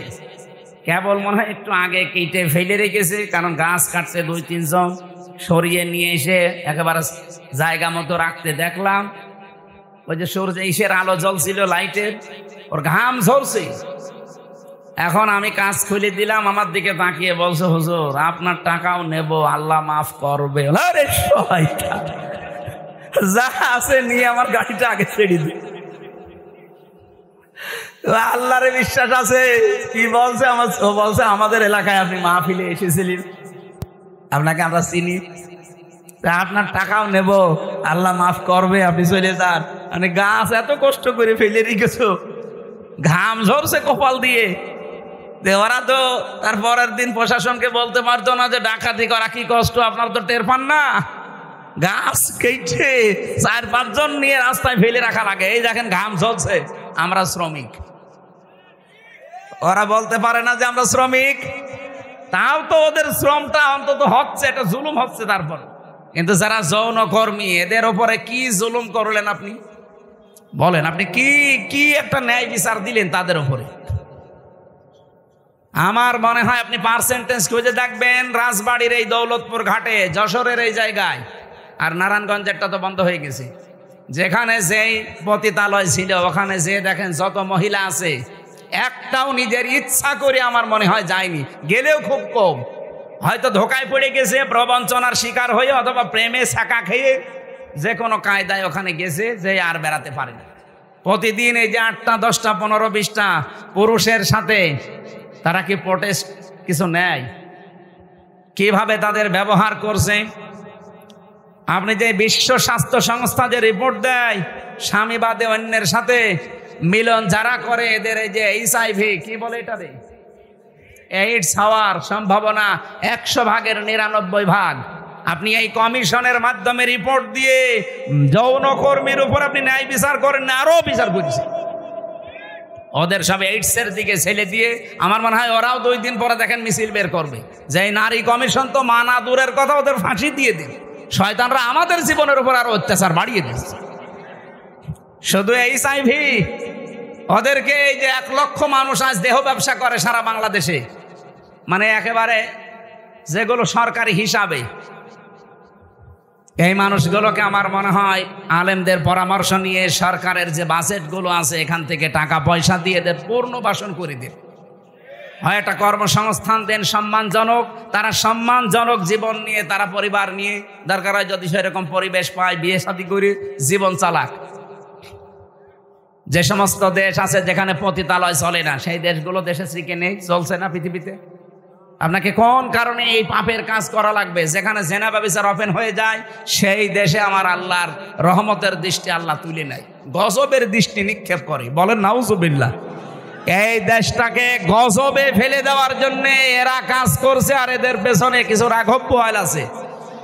এই জন্য আমরা বলতে চাই, এই কমিশন মানা তো দূরের কথা, এই কমিশন যা রিপোর্ট দিয়েছে, রিপোর্ট না, ও কমিশনই আমরা মানি না। ওদেরকে এই মুহূর্তে বাতিল করে হয় পাবনায় দিয়ে দেন অথবা ফাঁসি দিয়ে দেন। হ্যাঁ, আপনারা রাজি নেই? হয় ওদের স্থান পাবনায় দেবেন, নাই ফাঁসি দেবেন। কোরআনের 13টা আয়াতের উপরে হাত দিয়েছে ওরা।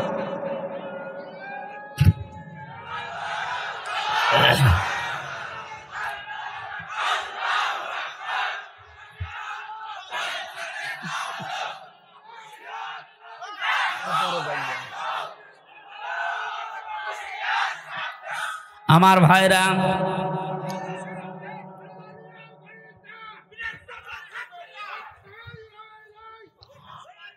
আমার যে কথা বলছিলাম আমি বৃষ্টি নিয়ে, আল্লাহ রাব্বুল আলামিন এই পৃথিবীতে যে বড় বড় 4টা রহমতের ঘোষণা দিয়েছিলেন, তার 1 নম্বরে ছিল বৃষ্টি। 2 নম্বরে ছিল কন্যা সন্তান। কিন্তু আমরা কন্যা সন্তানের নাম শুনলে বা আসলে আমার যে বাবা যারা, অনেক বাবা মন খারাপ করে। বিশ্বনবী জানিয়েছেন কোন পরিবারে যদি একটা কন্যা আসে সঙ্গে সঙ্গে আল্লাহ 4 জন ফেরেশতা পাঠিয়ে দেয়। কোন পুরুষ মানুষ আসলে সেখানে 4 জন নাই, 1 জনও ফেরেশতা আছে। এ কথা কোরআন হাদিসে আছে নেই? মেয়েরা যারা এসেছেন, সম্মানিতা মা বোনেরা, আপনাদের কাছে বিপদে ফেলার জন্য এই কমিশনে নারী নামে কিছু হিজড়া, এগুলো নারী বলা যায় না। এগুলো নারী বলবেন কি করে আপনি? ওদের চেহারার দিকে তাকিয়ে দেখেন, নারীর কোনো বৈশিষ্ট্য ভেতরে পাওয়া যাচ্ছে না। এখানে আমরা মনে হয় মাইকে ঘোষণা দিলে যারা পুরুষ মানুষ, যে মহিলা মহিলা প্যান্ডেলে যান, পুরুষগুলো পুরুষ প্যান্ডেলে যান, আর কিছু মানুষ ওই যে বিড়ি খেয়ে বেড়াচ্ছে, ওদের আপনি কোন প্যান্ডেলে ঢোকাবেন? হ্যাঁ, নারী কমিশনে যে 10 জন মানুষ রিপোর্ট দিয়েছে, 10 জনের চেহারায় দেখলাম একটাও নারীর মতো মনে হচ্ছে না। পুরুষও তো তারা না, তারা তৃতীয় লিঙ্গ হবে। আপনাদের জন্য ওইটা ঠিক আছে, এই দেশের মহিলাদের প্রতিনিধিত্ব করার কোনো ক্ষমতা অধিকার আপনাদের নেই। মেয়েরা আল্লাহর সবচাইতে বড় রহমতের সৃষ্টি। আল্লাহ বলেন, 2 নম্বর, আমি যখন বান্দার উপরে বেশি খুশি হয়ে যাই, বৃষ্টি দেওয়ার পরে ওই এলাকায় মানুষের ঘরে আমি কন্যা সন্তান পাঠাই। এই জন্য যার একটা কন্যা আছে নিজেকে ছোট ভাববেন না। ছেলে হলে মেয়ে হলে এটা সিদ্ধান্ত আল্লাহ। ছেলে হলে আপনার সব কিছু করে দেবে, কে বলেছে আপনাকে?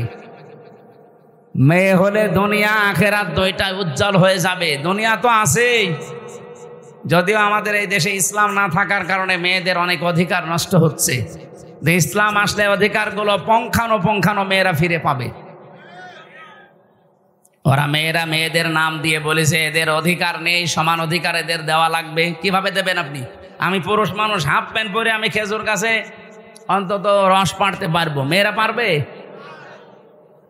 আমি এখন আমার মনে হয় শুধুমাত্র এই মাজা থেকে হাঁটু পর্যন্ত ঢাকা থাকলে, নাভি থেকে একটা প্যান্ট পরে এখান থেকে কুষ্টিয়ায় চলে যেতে পারবো, কোনো অসুবিধা নেই।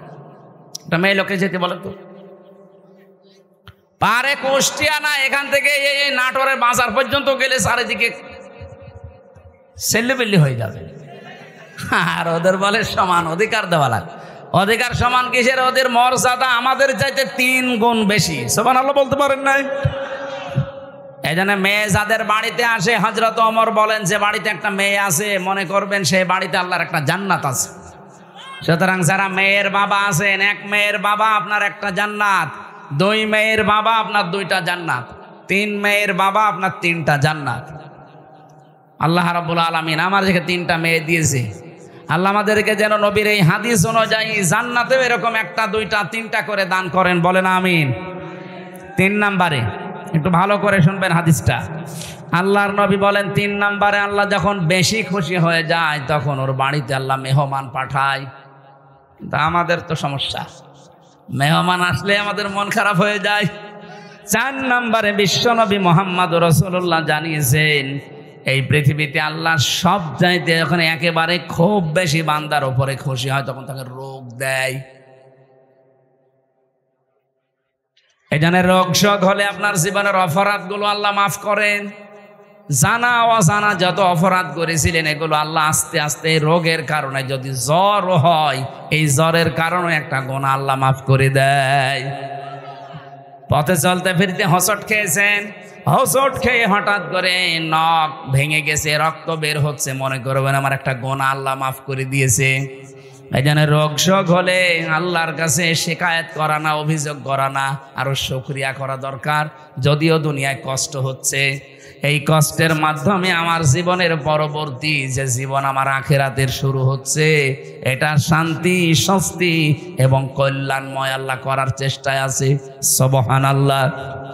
নবীজি বলেন 4টা রহমত তো মানুষ খারাপ ভাবে অসন্তুষ্ট হয়, পছন্দ করে না, কিন্তু 4টা গজব আছে দুনিয়ায়। এই 4টা গজব পেলে মানুষ খুব খুশি হয়। 1 নম্বরে যৌতুক। এটা কি? এটা গজব। এইটা পেলে আমরা খুশি না বেজার? সে হুজুর বলেন আর খেজুর বলেন, সবাই যৌতুকের জন্য খুশি, অথচ যৌতুকের টাকা খাওয়া আর পায়খানা খাওয়া এটা সমান না? না, সমানও না। কারণ পায়খানা খেলে একটা গোনা হয়, আর যৌতুকের টাকা নিলে ডবল গোনা হয়। একদিকে তো কবিরা গোনা, আর একটা জুলুমের গোনা। মেয়ের বাপের খুশি ছাড়া, তার মন থেকে খুশি হওয়া ছাড়া তার বাড়িতে ছেলের বাড়ির লোকজন যে একটা পান খাওয়াও জায়েজ নেই। কি কথা বলছেন না? আমি কি বানালাম এটা? হাদিস। নবীজি বলেন, যতদিন আমার যতগুলো বিবাহ করেছি, যত মেয়েকে বিয়ে দিয়েছি, আমার একটা মেয়েকে কোনোদিন যৌতুকের টাকা দিয়ে, সম্পদ দিয়ে বিয়ে দেওয়া লাগে নাই। প্রতিটি বিয়েতে আমি আমার মেয়েদের এবং আমার বিয়েতে আমি অলিমা করেছি। কি করেছি বলেন তো? অলিমা কি ছেলের বাড়ি হয় না মেয়ের বাড়ি? বলেন বলেন। মেয়ের বাড়ি বললো কে? মেয়ের বাড়ি অলিমা হবে কেন? মেয়ের বাড়ি হয় বরযাত্রী মানুষ যায়, অথচ বরযাত্রী ইসলামে নেই। নাটোরবাসী আজকে থেকে সিদ্ধান্ত নিয়ে বাড়ি যাবেন, জীবনে আর কোনোদিন কারো বরযাত্রী যাব না। আজকের ওয়াজ শুনতে এসে ভুল করেছে, জীবনে খাওয়া দাওয়া বন্ধ হয়ে গেল। আরে ভাই, ইসলামে যেটা নেই ওটা আপনি করে আনন্দ পাবেন, ওটা ডবল গুনাহ হবে। কারণ এমনি জায়েজ নেই, তারপর আপনি আনন্দে আনন্দে গিয়েছেন। হ্যাঁ, যদি কেউ দাওয়াত দিতে আসেন বলবেন যে অলিমা করেন, আমি আপনার বাড়ির দরকার 5 দিন যেয়ে খাবো। এই জন্য যৌতুক আজকে থেকে বন্ধ। যৌতুক মনে করেন শুধু টাকা নিয়ে, ফ্রিজ নিয়ে, টেলিভিশন নিয়ে, মোটরসাইকেল নিয়ে না। মেয়ের বাবার বাড়ি থেকে যদি তার অনুমতি ছাড়া, তার খুশি ছাড়া যদি একটা পানও কেউ খায়, ওইটাও যৌতুক। যে ছেলে খাক, ছেলের বাবা খাক, আপনি ছেলের আত্মীয় স্বজন যে খাবেন কি করে? আশা করছে এটা আজকে থেকে বন্ধ করে দেয়। এটা হিন্দুদের কালচার, আমরা মুসলমানরা এটা মানতে পারি না। 2 নম্বরে এটা একটু সমস্যা আছে, এটা বলবো। নবীজি বলেন, সবচাইতে বেশি আমার আল্লাহ খুশি হয় ওই 4টা কাজ করলে: বৃষ্টি হলে, কন্যা সন্তান হলে, মেহমান আসলে, আর রোগ ব্যাধি হলে। আর সবচাইতে বেশি আমার আল্লাহ নারাজ হয়, কিন্তু আমার বান্দা বান্দিরা খুশি হয়। 1 নম্বরে যৌতুক, 2 নম্বরে গীবত। এই গীবত করলে মানুষ খুব খুশি হয়, অথচ আমার আল্লাহর আরশ পর্যন্ত কম্পন ধরে। জীবনে যদি আপনার নেকির কাজ কমও থাকে, ভাইরা আমি আহ্বান জানাচ্ছি, আপনার নামাজ, রোজা, হজ, যাকাত, দান, সাদকা, জীবনের আমল আখলাক কম হয়েছে, আল্লাহ মাফ করে দেবে। কিন্তু গীবত যদি আপনি কারো করে থাকেন, ওটা আবার শোধ দেওয়া লাগবে। যেই দোষ যার ভেতরে নেই, ওইটা যদি তার উপরে আপনি চাপিয়ে দিয়ে ওটা বলতেই থাকেন, তাকে কালার করার জন্য চেষ্টা করেন, এটা তখন আর গীবতও থাকে না, তখন তোহমত হয়ে যায়। আর এটা বাংলাদেশে সবচাইতে বেশি চলছে। এই কথা বলছেন এখানে কত মানুষ এখনো বিভিন্ন জায়গায় বসে আছে, দেখে তারা গীবত চালাচ্ছে। গীবত করলে মানুষ খুশি হয়, কিন্তু আমার আল্লাহ বেজার হয়ে যায়। 3 নম্বরে সবচাইতে বেশি খুশি হয় মানুষ মিথ্যা বললে, কিন্তু আমার আল্লাহ নারাজ হয়। 4 নম্বরে আল্লাহ পাক সবচাইতে বেশি নারাজ হয় সুদ খেলে, কিন্তু মানুষ খুশি সুদ পেয়ে। এখানে আমার বিশ্বাস অনেক মানুষ এখানে বসে আছে যারা টাকা ছেড়ে রাখে। 1000 টাকা দিলে বছর মাসে মাসে 100 টাকা বেশি দেয়। এলাকায় নেই এটা? এই সুদের সাথে যারা জড়িত আছেন, টাকা ছেড়ে রাখেন, টাকা আসে, আপনি লিখে নিতে পারেন আপনি মায়ের সাথে এখনো জেনা করছেন। এই কাজে যারা আছেন, এই মুহূর্তে তাওবা করে ছেড়ে দেওয়া লাগবে। যারা যারা রাজি আছেন তারা হাত তোলেন তো, অসুবিধা নেই, তোলেন। যারা ছেড়ে রেখেছেন তোলেন। আপনি বুঝে ফেলেছেন? চালাক আছে নাটোরে মানুষ, কাঁচা গোল্লা খাওয়া মানুষ তো খুব চালাক আছে। হাত তুলে আবার নামিয়ে ফেলেছে। না, আমি জানি এখানে বহু মানুষ এরকম আছে, যেই মানুষগুলো টাকা ছেড়ে রেখে এসেছে, মাহফিল শেষ করে ওই টাকা সকালে যেয়ে তুলবে। সুদের টাকা তুললে সবচাইতে নারাজ হয় বেশি কে? আর সবচাইতে বেশি খুশি হয় সে নিজে। সুতরাং এই 4টা রহমত, 4টা গজব বেজার হয় আল্লাহ 4টা কাজে, আর আমরা নিজেরা বেজার হই 4টা কাজে। আল্লাহ আমাদেরকে কন্যা সন্তান যেহেতু রহমত, বৃষ্টি যেহেতু রহমত, এই পৃথিবীতে মেহমান আসা রহমত, আল্লাহ রোগ ব্যাধি দিয়েছে এটাও রহমত। এগুলো পেয়ে নারাজ না হয়ে এগুলোর সঠিক এবং পরিমার্জিত ব্যবহার করার তৌফিক কামনা করছি। সকলে বলেন আমিন। আমার আজকের আমি বিষয় আলোচনা সাজিয়েছিলাম যে আল্লাহর দল কারা, আল্লাহর দলের বৈশিষ্ট্য। এই পৃথিবীতে এখন দল কত আছে আপনি হিসাব করতে গেলে কলম খাতা নষ্ট হয়ে যাবে। বাংলাদেশে প্রায় 73টার উপরে দল আছে। আমি অল্প কথায় মেন কথাগুলো, অল্প সময় মেন কথাগুলো বলতে চাই। একটু বসেন, জবান খুলে সূরা মায়েদার এই 54 নম্বর আয়াত মেন কথাগুলো বলবো ইনশাল্লাহ। আল্লাহ পাক বলেন, ইয়া আইয়ুহাল্লাযীনা আমানু মাইয়ারতাদ্দা মিনকুম আন দীনিহি ফাসাউফা ইয়াতিল্লাহু বিকওমিন। ঈমানদারেরা, এই পৃথিবীতে কোনো মানুষ যদি আল্লাহর দিন থেকে ফিরে চলে যায়, আল্লাহর ইসলাম থেকে, তোমাদের ভেতরে সেই চলে যাবে, সঙ্গে সঙ্গে আমি আল্লাহ একটা নতুন সিদ্ধান্ত নিয়ে ফেলি। ফাসাউফা ইয়াতিল্লাহু বিকওমিন, এমন একটা দল, এমন একটা জাতি, এমন একটা গোষ্ঠী তৈরি করে দেই, ইউহিব্বুহুম ওয়া ইউহিব্বুনাহু, যারা আমি আল্লাহকে ভালোবাসে, আমি আল্লাহ নিজেও তাদেরকে ভালোবাসি। বলেন সুবহানাল্লাহ। অনাটোরবাসী যেহেতু এই দেশে এখন প্রায় 73টার উপরে শুধু দল চলছে, 49টা আছে রাজনৈতিক নিবন্ধিত দল, বাকি আছে নিবন্ধনের বাইরে। যত দল আছে ধর্মীয় জেনারেল মিলে বলেন, আগস্টের 5 তারিখের পরে আমি বাংলায় বলছি, এবার কত মানুষকে আমরা বিভিন্ন নাম দিয়ে দেখতে পাচ্ছি ইসলাম থেকে বের হয়ে যাচ্ছে। কথা বোঝেন? কেউ বিভিন্ন মানুষের উপরে দোষ চাপিয়ে বলছে আমি এর ভেতরে নেই, চলে গেলাম। প্রকারান্তে আপনি ইসলাম থেকেই বের হয়ে যাচ্ছেন। ইসলামের একটা বিধান যদি কারো ভালো না লাগে, তার মানে আপনি তো আর আমাকে ভালো লাগে না তাই জন্যে চলে যান না। আপনার ইসলামের বিধান ভালো লাগে না, তার মানে আপনাকে ভালো লাগছে না কার? বলেন বলেন। আপনি প্রকারান্তে আল্লাহকেই যেন বলছেন যে না, এই বিধান দেওয়া ঠিক হয়নি। হামজা তো বাবার কথা জীবনেও বলতে পারে না, ও বলবে আমার আল্লাহর কথা। আল্লাহর কথায় যেমন নামাজ পড়ো আছে, আল্লাহর কথায় যেমন যাকাত দাও আছে, আল্লাহর কথায় ঠিক এইটা আছে যে আমার এই কোরআনকে প্রতিষ্ঠা করো। তাই আমি নামাজের ওয়াজ করলে আপনার খুব ভালো হুজুর মনে হয়, রোজার ওয়াজ করলে আপনার কাছে ভালো ওয়াজ মনে হয়, কিন্তু যখনই বলে এই নামাজ রোজার শিক্ষা যেটা, এটা কায়েম করা লাগবে। নামাজের শিক্ষা 27টা, রোজার শিক্ষা 4টা।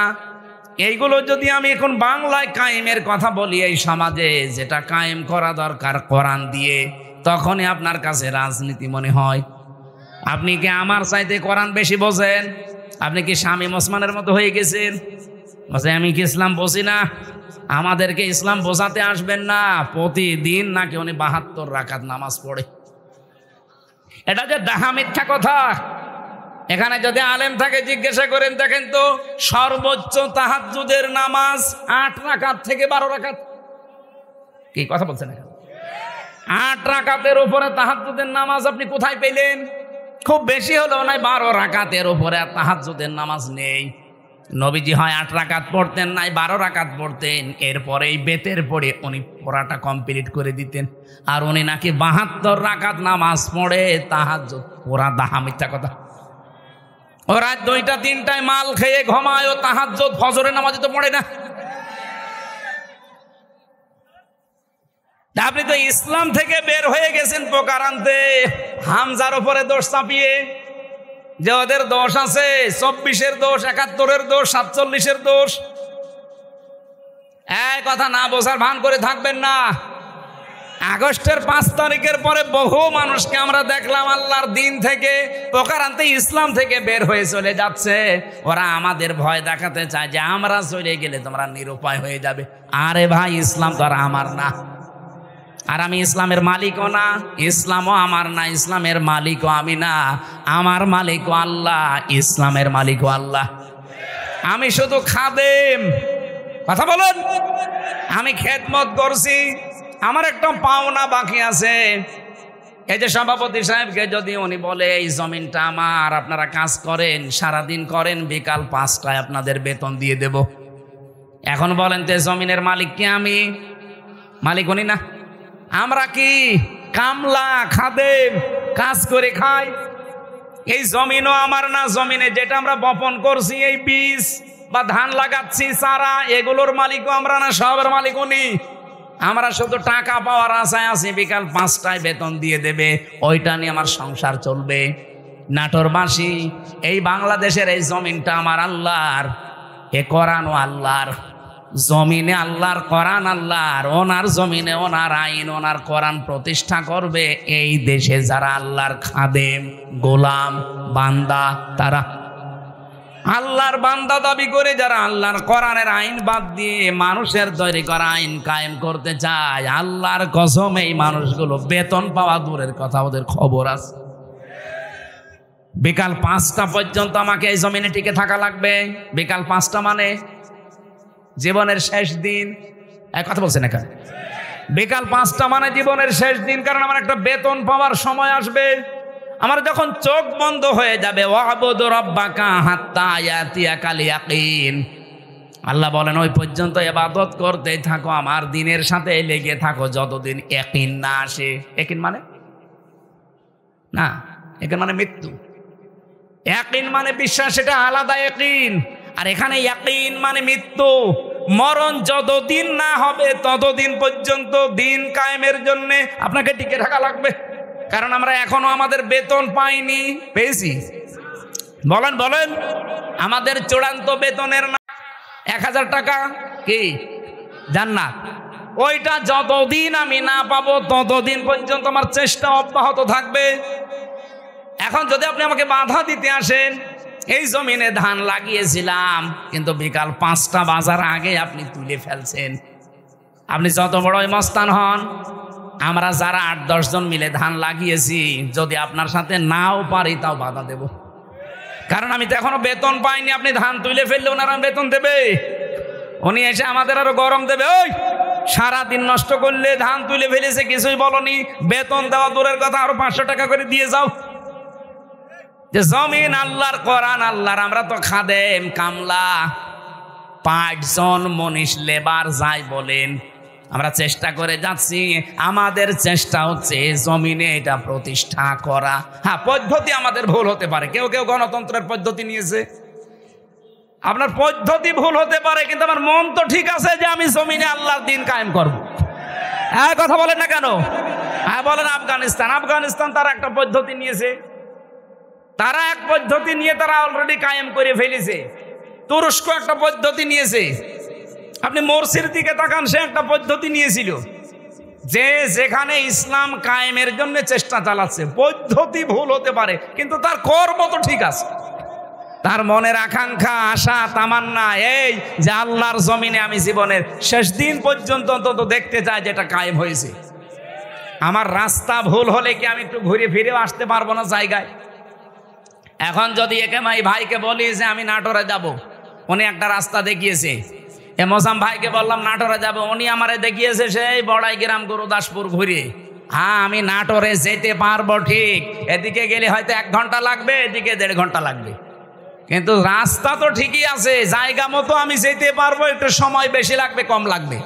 বাংলাদেশ সহ বিশ্বে যারা ইসলাম কায়েমের জন্য চেষ্টা চালাচ্ছে, সবার মনের অবস্থা ঠিক আছে, কিন্তু রাস্তাটা একটু ভিন্ন হওয়ার কারণে অনেক মানুষ ফতোয়া দেয় উল্টাপাল্টা, ওরা গণতন্ত্র করে, জীবনও কায়েম করতে পারবে না। আরে দিনের মালিকই তো আমি না, আমি কায়েম করার কে? আমি চেষ্টা করে যাচ্ছি, অবশ্যই আমার সফলতা আমার জান্নাত পাওয়া পর্যন্ত। কিন্তু এর ভেতরে যদি কেউ মাস্তানি করতে আসেন, ধান বানানো, লাগানো, ধান বীজ তুলে ফেলবেন, আর আমি বেতন পাওয়ার আগে আপনাকে ছেড়ে দেবো, জীবনও না, দরকার আপনার সাথে মারামারি হবে। এক কথা বলেন, কথা বলেন, আপনার সাথে হাতাহাতি হবে, মারামারি হবে, যদি মেরে ফেলা লাগে মেরেও ফেলবো, কারণ আমার টার্গেট বেতন। বেতন বলেন, ওই বেতনের নাম বিকাল 5টায় যেটা আল্লাহ দেবে, ওইটা এখনো হয়নি। আর আপনি তার আগেই দিন থেকে বিভিন্ন সোতা নাতা বের করে বের হয়ে চলে যাচ্ছেন। কি করবেন? আল্লাহর কিছুই হবে না। যাদেরকে আপনি ভয় দেখাতে চান তাদেরও কিচ্ছু হবে না, কারণ এই জমিনের আশা তারা অলরেডি কুলিন্না সলাতি ওয়া নুসুকি এ বলার পরে ছেড়ে দিয়েছে। যারা এই কথা বলে যে কুলিন্না সলাতি ওয়া নুসুকি, তারা জীবনের আশা ছেড়ে দিয়েই বলে। আপনার মতো মুনাফিকি করার জন্য, লোক দেখানোর জন্য বলে না। যারা এগুলো বলতো এতদিন, তারা কিন্তু অলরেডি আল্লাহর দিন থেকে বিভিন্ন সোতা নাতা বের করে বিভিন্ন কথা ধোয়া তুলে তারা চলে যাচ্ছে। আল্লাহ এই জন্য বলেছেন, যদি কেউ দিন থেকে চলে যায় ফাসাউফা ইয়াতিল্লাহ, অতি শীঘ্রই। যারা আরবি জানে, সাউফা শব্দটা আল্লাহ কেন ব্যবহার করেন? সিন, সাউফা, কদ, লাম, এরকম 13টা শব্দ আছে। কোন সেন্টেন্সের আগে যদি আসে বাংলা অর্থ দাঁড়ায় খুব তাড়াতাড়ি। আল্লাহ বলেন, যদি কেউ দিন থেকে মুখ ফিরিয়ে চলে যায়, আমি শুধু দেখবো, দেখার পরে অতি তাড়াতাড়ি ইয়াতিল্লাহু বিকওমিন, একটা দল তৈরি করে দেব। ইউহিব্বুহুম ওয়া ইউহিব্বুনাহু, তারা কি? আমি আল্লাহকে ভালোবাসবে, আমি আল্লাহও তাদেরকে ভালোবাসবো। তাদের গুণাগুণ কি হবে? এই যে আল্লাহর দলের বৈশিষ্ট্যগুলো বলতে আল্লাহ এই কথাগুলো দিয়েছেন। রব্বুল আলামিন বলেন, তাদের গুণাগুণ হবে প্রথমত 3টা। আজিল্লাতিনা আলাল মুমিনিন, আইজ্জাতিনা আলাল কাফিরিন। তারা নিজেদের প্রতি মমিনের প্রতি হবে রহমদিল, কিন্তু কাফেরদের প্রতি হবে তারা কঠোর, বজ্রমুঠো। বাংলাদেশে আজ দেখান একটা দল কিন্তু অলরেডি আল্লাহ তৈরি করে দিয়েছে, যারা নিজেদের প্রতি এত রহমদিল, নিজের আপন ভাইয়ের সাথেও তাদের এত ভালোবাসা নেই। আমি আমার নিজেরটাই বলছি ভাই, আল্লাহর কসম। আপনাদের এই যে মোজাম্মেল ভাইয়ের বাড়ি নাটোরে, আমার বাড়ি কুষ্টিয়া। ওনার সাথে আমার আত্মীয়তা নেই, রক্তের সম্পর্কও নেই। ওনার আমি শুধুমাত্র ভালোবাসি একামতে দিনের কারণে। আর এই ভালোবাসা মহাব্বতটা আল্লাহ নিজে পয়দা করে দিয়েছে। কারণ যখন আল্লাহর দিন থেকে মানুষ মুখ ফিরিয়ে নেয়, তখন একটা দল আল্লাহ নিজে তৈরি করে দেয়। ওই দলের প্রথম বৈশিষ্ট্য, তারা নিজেদের প্রতি রহমদিল হয়, মহাব্বত ভালোবাসা তৈরি হয়, কিন্তু কাফেরদের প্রতি তারা কঠোর। আপনি একটা আল্লাহর বিরুদ্ধে অবস্থান নিয়ে দেখেন, নাটোর, কুষ্টিয়া, পাবনা থাকবে না। একামতে দিনের কর্মী যারা কুষ্টিয়াও যা, চট্টগ্রামও তাই, সব একবারে রাস্তায় নেমে আসবে।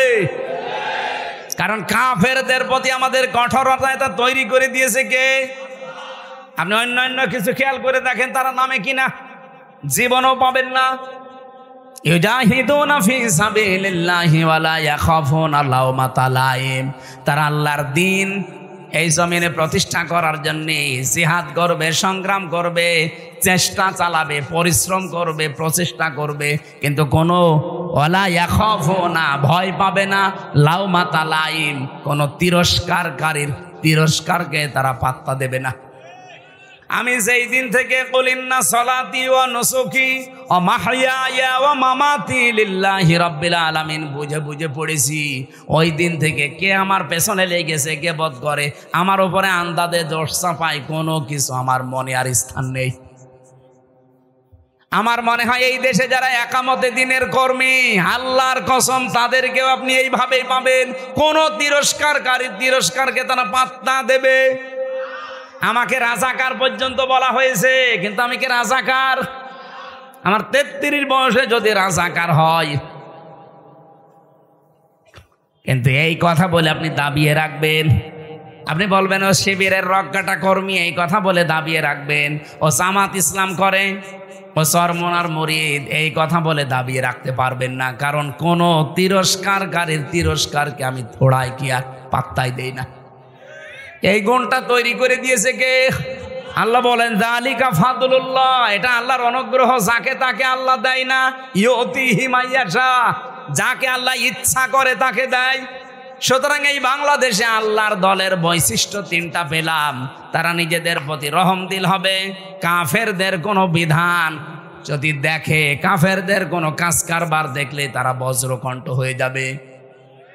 এতদিন পর্যন্ত যত সংস্কার এসেছে, কোন সংস্কারে বাংলার মুসলমানেরা বাধা দেয়নি? দিয়েছে না? দেয়নি।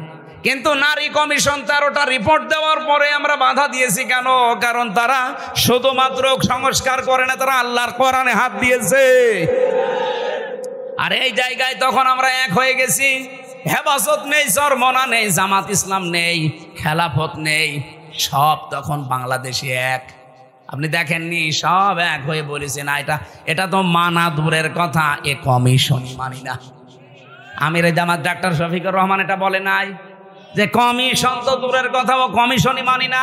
যদি বেশি ঝামেলা করেন আবার কিন্তু আগস্টের 5 তারিখ আসতেছে। এটা তো আমরা এই এতদিন পর্যন্ত যত সংস্কার করেছেন কোন জায়গায় বাধা দেয়নি, কারণ ওই জায়গায় আল্লাহ রাসূলের বিরুদ্ধে পাইনি। এবার পেয়েছি সরাসরি আল্লাহর বিরুদ্ধে। আজিল্লাতিন আলাল মুমিনিন আইজ্জাতিন আলাল কাফিরিন। আমরা নিজেদের প্রতি ভালোবাসা, মহব্বত, স্নেহময়, স্নেহশীল আছি। বললাম না মোজাম্মেলের সাথে সত্যি বলছি, আমার সম্পর্ক আত্মীয়তার না, রক্তের না, শুধু দিনের, শুধুমাত্র দিনের সম্পর্ক। আমার নিজের আপন ভাই তো নেই, যদি থাকতো সে যদি আল্লাহর দিনের কর্মী না হতো, তার সাথে ওনার মতো মহব্বত আমার হতো না। কারণ এই মহব্বতটা পয়দা করে দিয়েছে কে?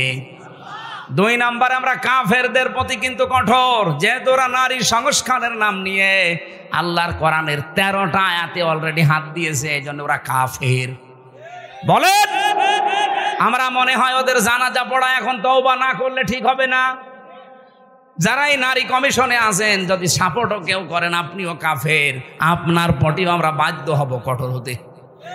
আর আল্লাহর দ্বীনে জমিনে কায়েম করতে হয়তো আমাদের রাস্তা, আবার বলছি, তরিকা ভুল হতে পারে, কিন্তু আমাদের মন ঠিক আছে।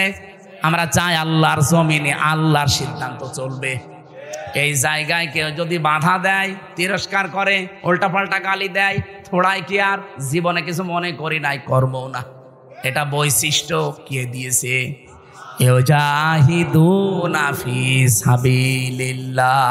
তারা প্রচেষ্টা করবে, জিহাদ করবে, সংগ্রাম করবে, দল করবে, মিছিল মিটিং করবে, আন্দোলন করবে আল্লাহর জন্যে। লা ইয়াখাফুন, তারা ভয় করবে না।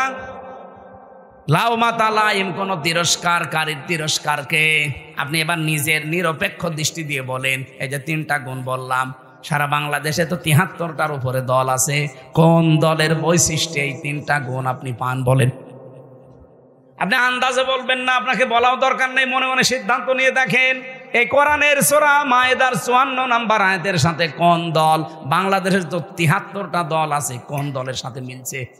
আল্লাহ বলেন যার তার সাথে মিলবে না। যালিকা ফাদলুল্লাহি ইউতিহি মাইয়াশা, এটা আল্লাহর অনুগ্রহ, যাকে ইচ্ছা আল্লাহ তাকে দান করে। আল্লাহু ওয়াসিউন আলিম, আল্লাহ প্রশস্ত এবং জ্ঞানী। আমি কোরআন সত্যি করা মাথায় নিয়ে বলতে পারি, এই 3টা যার ভেতরে আছে ওই দলে আল্লাহ যেন আমাদেরকেও শামিল করেন। আমার কথা বোঝা গেছে না? এবার আল্লাহ আমাদেরকে 4টা বৈশিষ্ট্যের কথা দিয়েছেন। ওই গুণগুলো অর্জন করতে হলে 4টা বৈশিষ্ট্য লাগবে।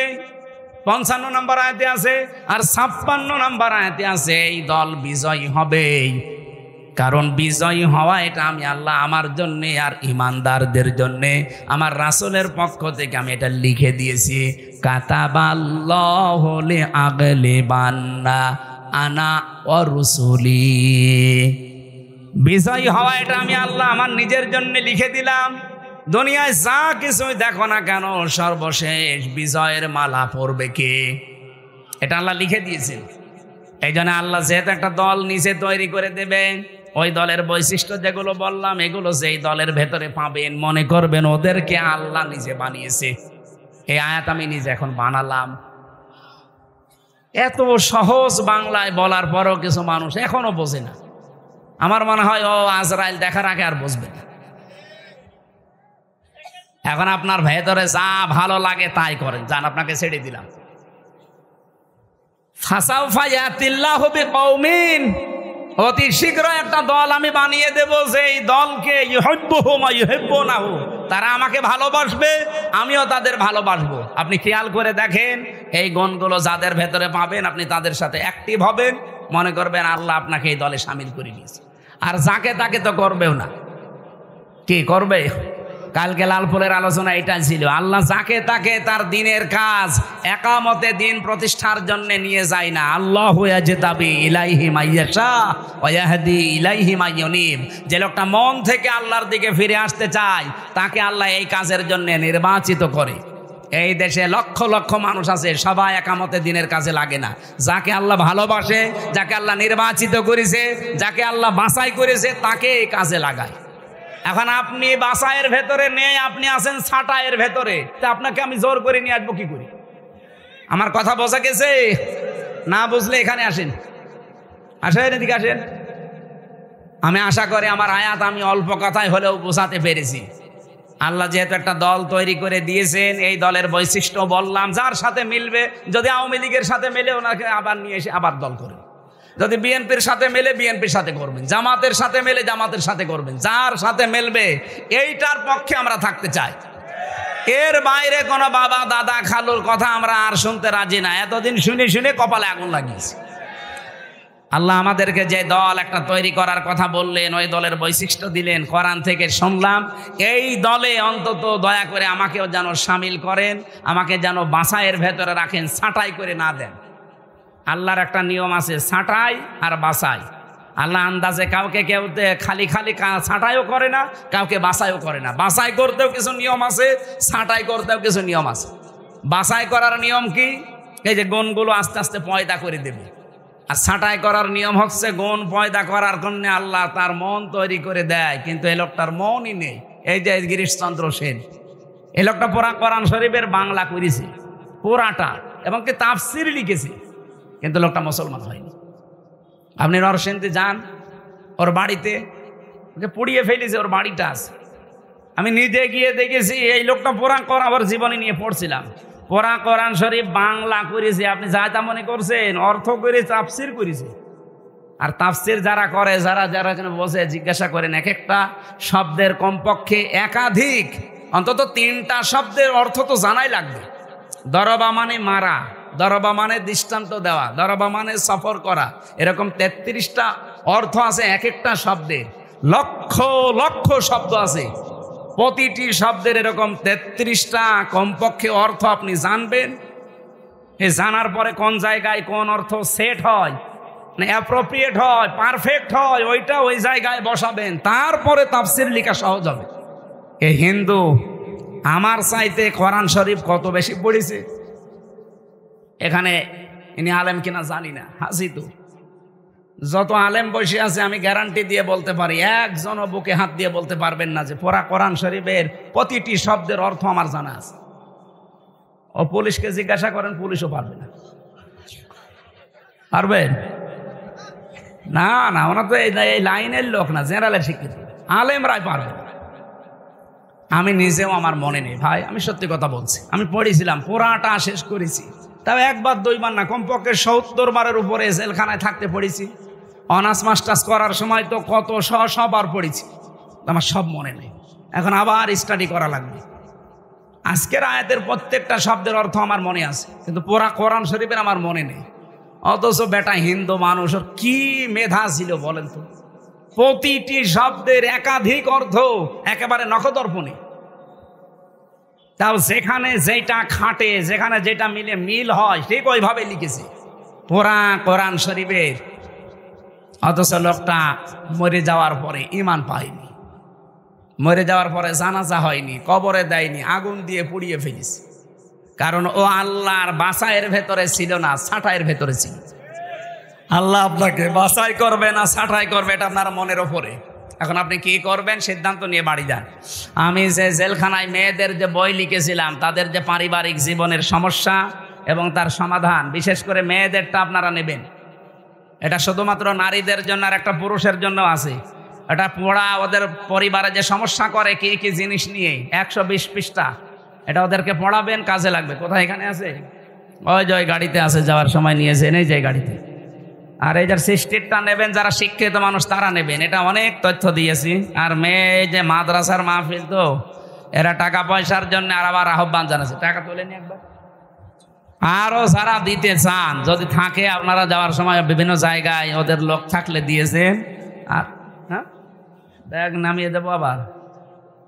হ্যাঁ, আপনারা কই ব্যাগালা কই? মহিলা প্যান্ডেলে যারা আছে, ছোট ছোট বাচ্চাদের পাঠিয়ে দিন। আয় রে আল্লাহ রে, মোনাজাত কি করবে? এই যে 2 ঘন্টা ওয়াজ করলাম আরে মানুষ এখন চলে যাবে, এটা মোনাজাতটা করে দেন ভাই, টাকা পয়সা দেন দেন না দেন মোনাজাতটা করে দেন। তার মাদ্রাসার মাহফিলটা একটু খেয়াল রাখবেন, এই মাদ্রাসা যেন টিকে থাকে, 51 বছর টিকে আছে, এটা যেন কিয়ামত পর্যন্ত থাকে। হয়তো এই মানুষগুলো আর 20 বছর পরে থাকবে না, কিন্তু এটা টিকে থাকে যেন কিয়ামত পর্যন্ত। বাড়িতে যাওয়ার সময় নিয়েন, আর ওনাদের লোকজন যেখানে আছে ব্যাগে একটা দিয়ে দিয়েন। আল্লাহুম্মা আমিন। লা ইলাহা ইল্লা আনতা সুবহানাকা ইন্নী কুনতু মিনাজ জালিমিন। আল্লাহুম্মা গফিরলি ওয়ারহামনি ওয়াহদিনি ওয়াফিনি ওয়ারযুকনি ইয়া রাব্বাল আলামিন। আল্লাহ, রাত 12:30 পার হয়ে 11:30 পার হয়ে গেছে। গভীর রজনীতে কোরআনের কিছু মূল মেসেজগুলো আমরা শুনেছি, এগুলোর উপরে তুমি আমাদেরকে কবুল করে নাও। ফাসাউফা ইয়াতিল্লাহু বিকওমিন, অতি শীঘ্রই তুমি এমন একটা দল তৈরি করবে, ইউহিব্বুহুম ওয়া ইউহিব্বুনাহু, যে দল তোমাকে ভালোবাসবে তুমিও ভালোবাসবে। আল্লাহ, ওই দলে আমাদেরকে শামিল হওয়ার সুযোগ করে দাও। দিন কায়েম হয়েছে বাংলাদেশে, 56,000 বর্গ মাইল কোরআন দিয়ে চলছে, এটা যেন দেখে মরতে পারি, তৌফিক দাও। এ মাহফিলের আয়োজন করতে গিয়ে যারা শ্রম দিল এদেরকে ক্ষমা করে দাও। বিশেষ করে সম্মানিত সভাপতি আমার আরাফাতের ভাই,